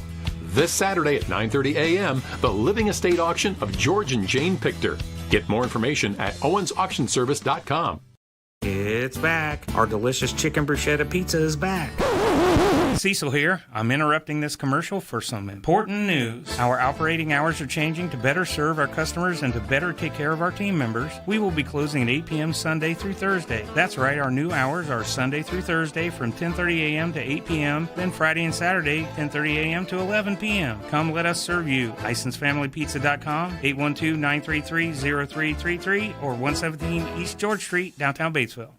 We don't sell you cars, we help you buy them. Fleetwood Chevrolet at 950 North Michigan Avenue in Greensburg invites you to visit them. They're here to help you with your next new or pre-owned vehicle purchase, as well as all your service and parts needs. They're the home of Greensburg's only drive-in service lane and free oil changes for life with the purchase of a new vehicle. Give them an opportunity to earn your business at Fleetwood Chevrolet. We don't sell you cars, we help you buy them. The most and best high school sports is on WRBI. And welcome back to the Dog Pound. And it is a successful homecoming night. The Batesville Bulldogs a 39-28 winner over the Rushville Lions. Batesville scoring a season-high 39 points, eclipsing the 27 that they scored in Week 2 against Milan. However, it was more of a survival mode as far as the Bulldogs were concerned. Rushville, with the opening drive of the ball game, marched it downfield to take a 6-0 lead with 6:32 to go in the first period. Quarterback Owen Zachary with a 22-yard touchdown run. The 2-point conversion try failed, and it was 6-0. And then Zachary using his arm, this one a 99-yard pass to Kai Parnell, who did most of the work on that one, zigged and zagged and juked his way into the end zone from 99 yards out. 2-point conversion try failed, and it was 12-0 Rushville. And then Batesville started taking over and rattled off 32 unanswered points. Zayden Small, a 5-yard touchdown run with 11:55 to go in the second quarter. The first play from scrimmage in the second quarter. Brady Wannell added the extra point, and it was 12-7. And then Shane with a 1-yard touchdown run with 4:34 to go in the second. Wannell added the extra point, and Batesville took their first lead of the night, 14-12. And then with 1:19 remaining in the half, Wannell booted a 33-yard field goal that made it 17-12 at the half. Then after all the halftime activities concluded, Batesville picked up where they left off, 3:23 to go in the third. Dylan Shane with his second touchdown run of the night, a 1-yarder on the sneak. Wannell with a pass to Jordan on the conversion because of a bad snap. Wannell threw it to Jordan, who danced into the end zone, got it in for the 2-point, made it 25-12. And Zayden Small with his second touchdown run of the night, his 6th of the year, came with 10:52 to go in the fourth quarter, a 13-yard run. And Wanell added the extra point, and Batesville had gotten to a season-high 32 points. 32-12 was the score. And then Rushville came back with 7:12 to go in the fourth period. Zachary with a 7-yard touchdown run, his second of the night. The 2-point conversion was good and made it 32-20. Batesville scored again with 4:49 to go in the fourth. Dylan Shane, his third touchdown run of the night, a second-yarder. Once again, the quarterback sneak behind the left side of the Batesville offensive line. Wanell added the kick, 39-20. And their final score of the night came with 2:49 to go by the Rushville Lions. It was Owen Zachary, an 8-yard touchdown pass to Eli Parnell. His second hookup of the night for those two. And that the 2-point conversion was good. And that's how things ended up. The final score, Batesville 39, Rushville 28. Again, Batesville improves to 3-1 on the year. Rushville falls to 0-4. Of course, Rushville next week will be home for the first time in 2025. They will be taking on their State Route 44 rivals, the Connorsville Spartans. They'll also be homecoming next week for the Rushville Lions, and that will be the first of 4 straight home games for the Lions before they end the regular season at Greensburg. And, of course, Batesville, they begin EIAC Big School Division play, and none bigger than East Central.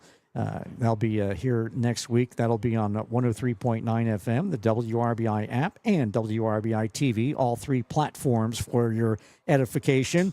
And then, of course, they get the Lawrenceburg Tigers down at the pit the following week. But getting in the Big School Division play in the EIAC are the Batesville Bulldogs. But nevertheless, they improved to Rob LaFerry, 3-1, not the prettiest, not the Picasso, but still, 3-1. You never, I guess, apologize for getting a win. No, a win's a win. There's never a separate win column for saying it's an ugly loss or an ugly win, rather, or a win maybe that should have been a little bit more spread out. Or style points. Exactly. So, a win's a win all the same. I thought there was some positives tonight, obviously, for Batesville to come out and score 39 points, especially after getting knocked down and trailing 12-0 is the big positive of the night. But we continue to talk about it in the second half, just some different guys being around. I thought Caden Vogelsang coming out of the backfield was nice. We saw Brody Mock with a couple of catches tonight. So the Bulldogs just keep on adding, but I still think there's more in store. I think they've still got some weapons that need to be unloaded. And then on the flip side, defensively, I'm going to say this, and with no malintent of saying it this way, but I think there's going to be some disappointment from Evan Ulrey on the defensive side of the football tonight, because I thought that, they really never got that sense of smelling blood and putting a stop to a lot of what Rushville offered. Now, give Rushville credit for a team 0-4. That's not an 0-4 offense, because they have got some weapons. Parnell is lights out downfield. I thought Hatton was too, and you've got so many different guys who can run the football. Plus, you've got Zachary at the quarterback position, and that is hard to stop. It's hard to prepare for because of all the different angles they can come at you. But at the end of the day, you still need to make stops, and that'll be something that I guarantee tomorrow with film is going to be a big point of emphasis for Coach Ulrey and his team. But as we go back to what we just talked about at the very beginning of that little segment between you and me, it's a Batesville win. They're 3-1. They've got some more building up heading into a gauntlet coming up the next 2 weeks. Yes, indeed. And again, EIAC Big School Division play, East Central. They'll be here at the Dog Pound. Again, that'll be on all 3 of our platforms, 103.9 FM, the WRBI app, and WRBI-TV. And then the following week at Lawrenceburg. And, as we talked about earlier, nothing more to be said about that. Quite the rivalry between the Bulldogs and the Tigers in recent memory, in particular sectional play. But still, they get together more often than not. They will have some slobber knockers when it comes to regular season. Last year, notwithstanding, back here on homecoming night when Batesville, quite frankly, laid an egg against the Lawrenceburg Tigers. Yeah, they did, and obviously, Batesville gets the final laugh in the postseason. But it's been a common theme with Coach Ulrey to talk about that no matter what, no matter who's on that field in a Batesville uniform this year, even if you weren't a big part of the last 2 years, you've got a huge bullseye on your back because everyone now wants to take a shot at you. Lawrenceburg will be no exception in a couple weeks. We'll see that in 2 weeks. You've got East Central, though, coming to town next week, and a game which, for me, I think more so you have to, if you're Batesville, treat as a game that's winnable, but maybe it's the measuring stick to the midway point of the season.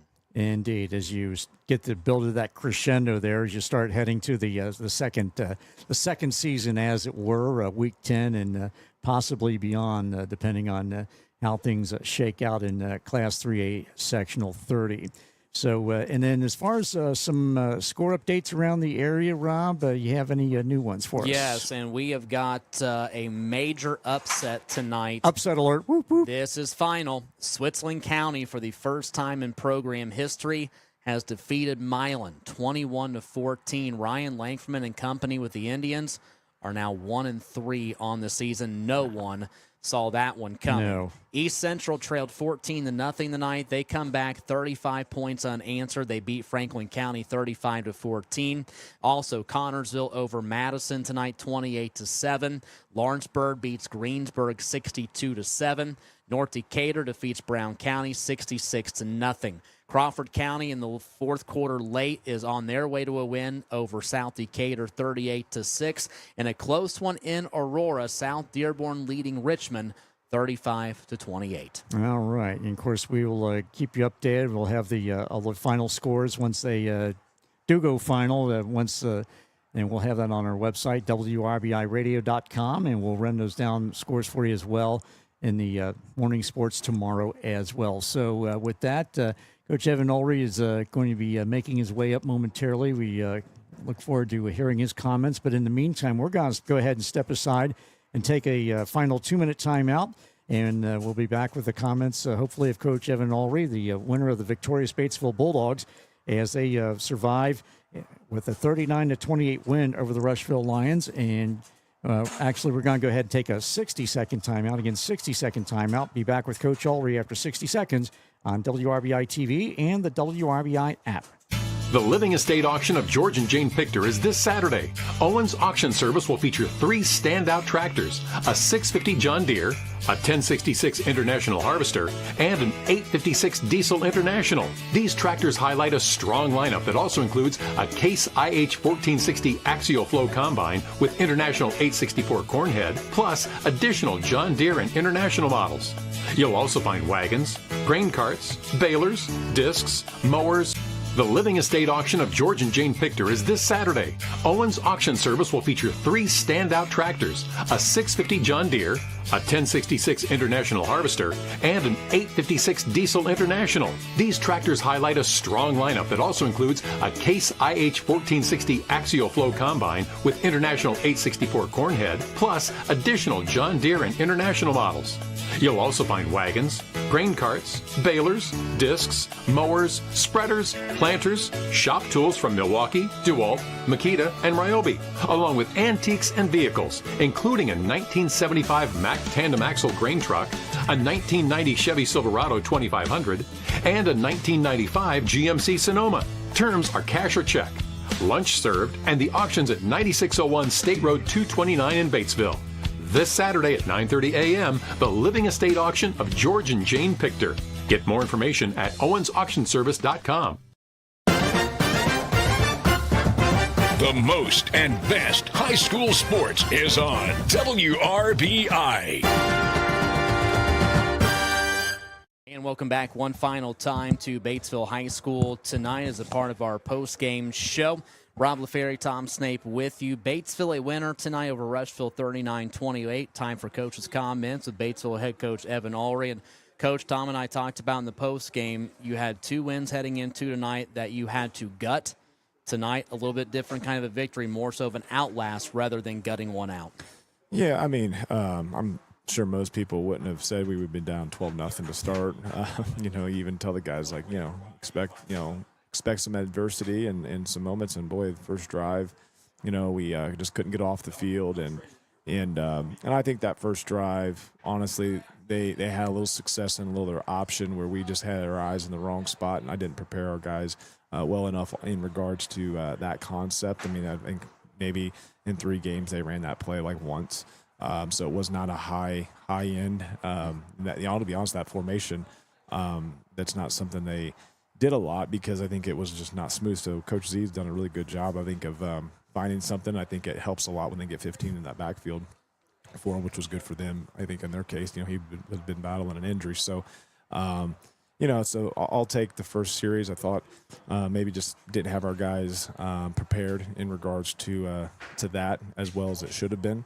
But I thought after that, really for the most part, I thought we played pretty sound, just getting lined up better. I mean, the freshman, he's a dude. I caught him on the way over here. I'm like, he's got a bright future. That freshman receiver for Rushville went up and just grabbed the ball, took it away from Schneid. Schneid's a perfect spot, plays it well. Just kid makes a play, and then really in that case, he just outruns everybody. He's really fast. So, I mean, you can't discount or discredit what our guys, Schneid was in great position. They just threw a jump ball, 50-50 ball, and he goes up and gets it and he outruns everybody. And, so outside of that, really, I thought we did pretty well. And then the last two drives, you can kind of say, some of it poor tackling.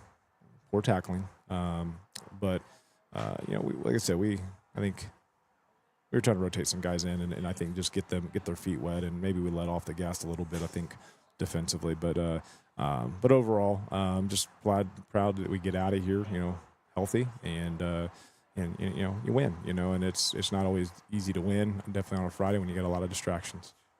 Talk about your response tonight, down 12-0. You guys, use that second quarter, and you go back to some box scores when Rushville's had some rough second quarter, so you're able to expose that again tonight. I thought what was impressive offensively is you started with a different look because you had Calvin and you had Ajon back there at that quarterback and running back spot.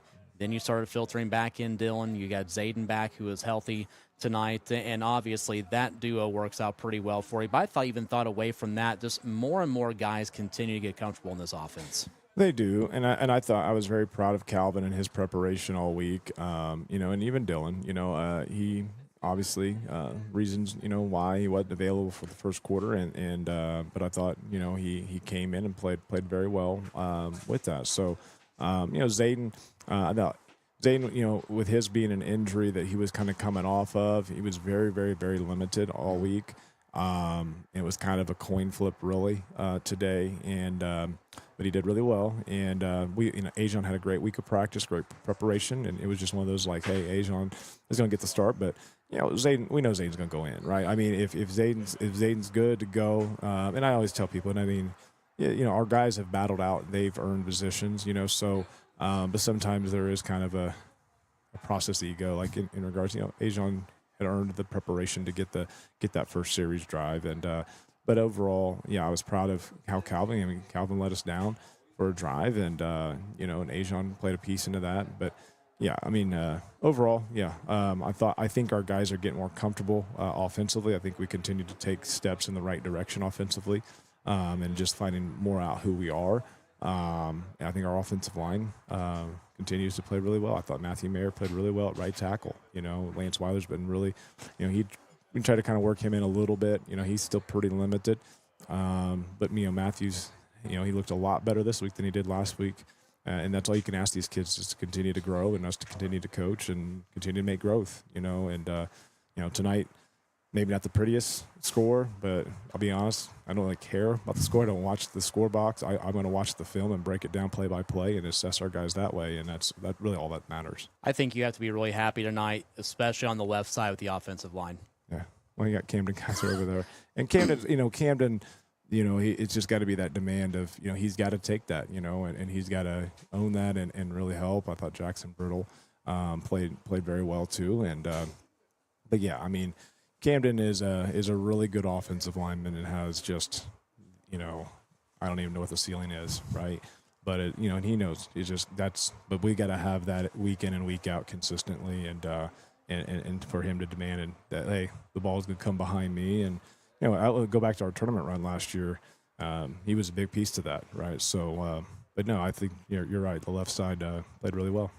I'm assuming that you don't practice the bobbled snap with Brady throwing a 2-point conversion pass. Well, we do have usually it's the holder, right, that gets the hobbled. That's just one of those. It's kind of like a quick little fire call, but guys kind of just spurted, and it was really heads up by Brady. He just kind of, I don't know, kind of a little chest pass shot put at it, and TJ Trenton Jordan, great job and alert on his end too to catch the ball and go make something happen. Definitely not the way you draw it up, but very headsy by a couple seniors there to not panic and get those points. And now your gauntlet begins, Coach, 3-1, and obviously this is going to be a huge weekend of watching film because not many room for error coming up this week, getting ready for East Central, who just ripped off 35 unanswered against Franklin County to get that win tonight. Yeah, East Central's a phenomenal program. I mean, they are the standard in Southeast Indiana, and it's always a game that you circle because you really want to see measuring stick where we're at. And I always say, hey, if you can go compete with the East Central of the world, and you can compete at anybody in 3A, and so always excited for the week and for the challenge. As a competitor, you want the challenge, and again, East Central does it the right way, and they are it's a phenomenal program, and Jake Miner, so much respect for Jake and all the guys, that just how they go about it, and it'll be fun. Should be a fun Friday next week, and that was kind of the message into our guys is, got a big challenge. It wasn't necessarily about East Central, just got a big challenge in front of us as a team and how to grow, and I think our guys will respond. I have a lot of trust in our guys and and we just got to continue to grow in many ways, not just sometimes football-wise, right? But we got to continue to grow because if we do those things, this will be a really good group that's got a really great future and promise, in front of it. But elephant out of the room, got East Central next week, and then obviously Lawrenceburg and then Greensburg, Franklin County. It's quite a run. So it's part of the EIAC. It's, as we always say, right, Tom? It's the grind, and it's a gut check time. See where we're at and see how our guys respond and how all of us respond. All right, Coach, we'll go ahead and let you go. You and I will talk about EC coming up on Monday as a part of Coach's Corner. Homecoming win tonight, leaving the hometown crowd happy. And we'll chat on Monday and then talk to you next Friday night. I appreciate it, guys. Thank you. Batesville head coach Evan Ulrey joining us, and it is a 39-28 victory tonight for Batesville. Tom, as we put a bow on tonight, wrap this thing up. All right, you know it. And with that, we want to thank some folks, including Coach Evan Ulrey and his comments, both pre- and post-game. Also, Coach Rick Zimmerman for his time in the pregame show.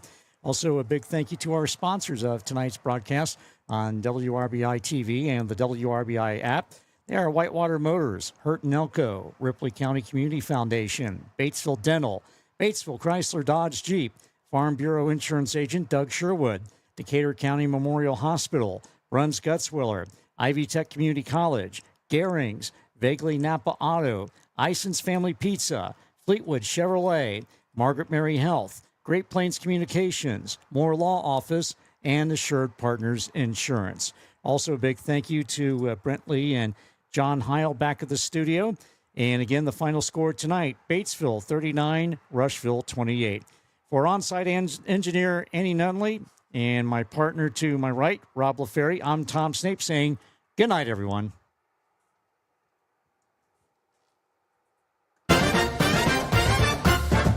Catch the replay of tonight's broadcast on demand, free of charge, anytime. Find it on our YouTube page, our Facebook page, and at WRBI-TV.com. From Southeastern Indiana's sports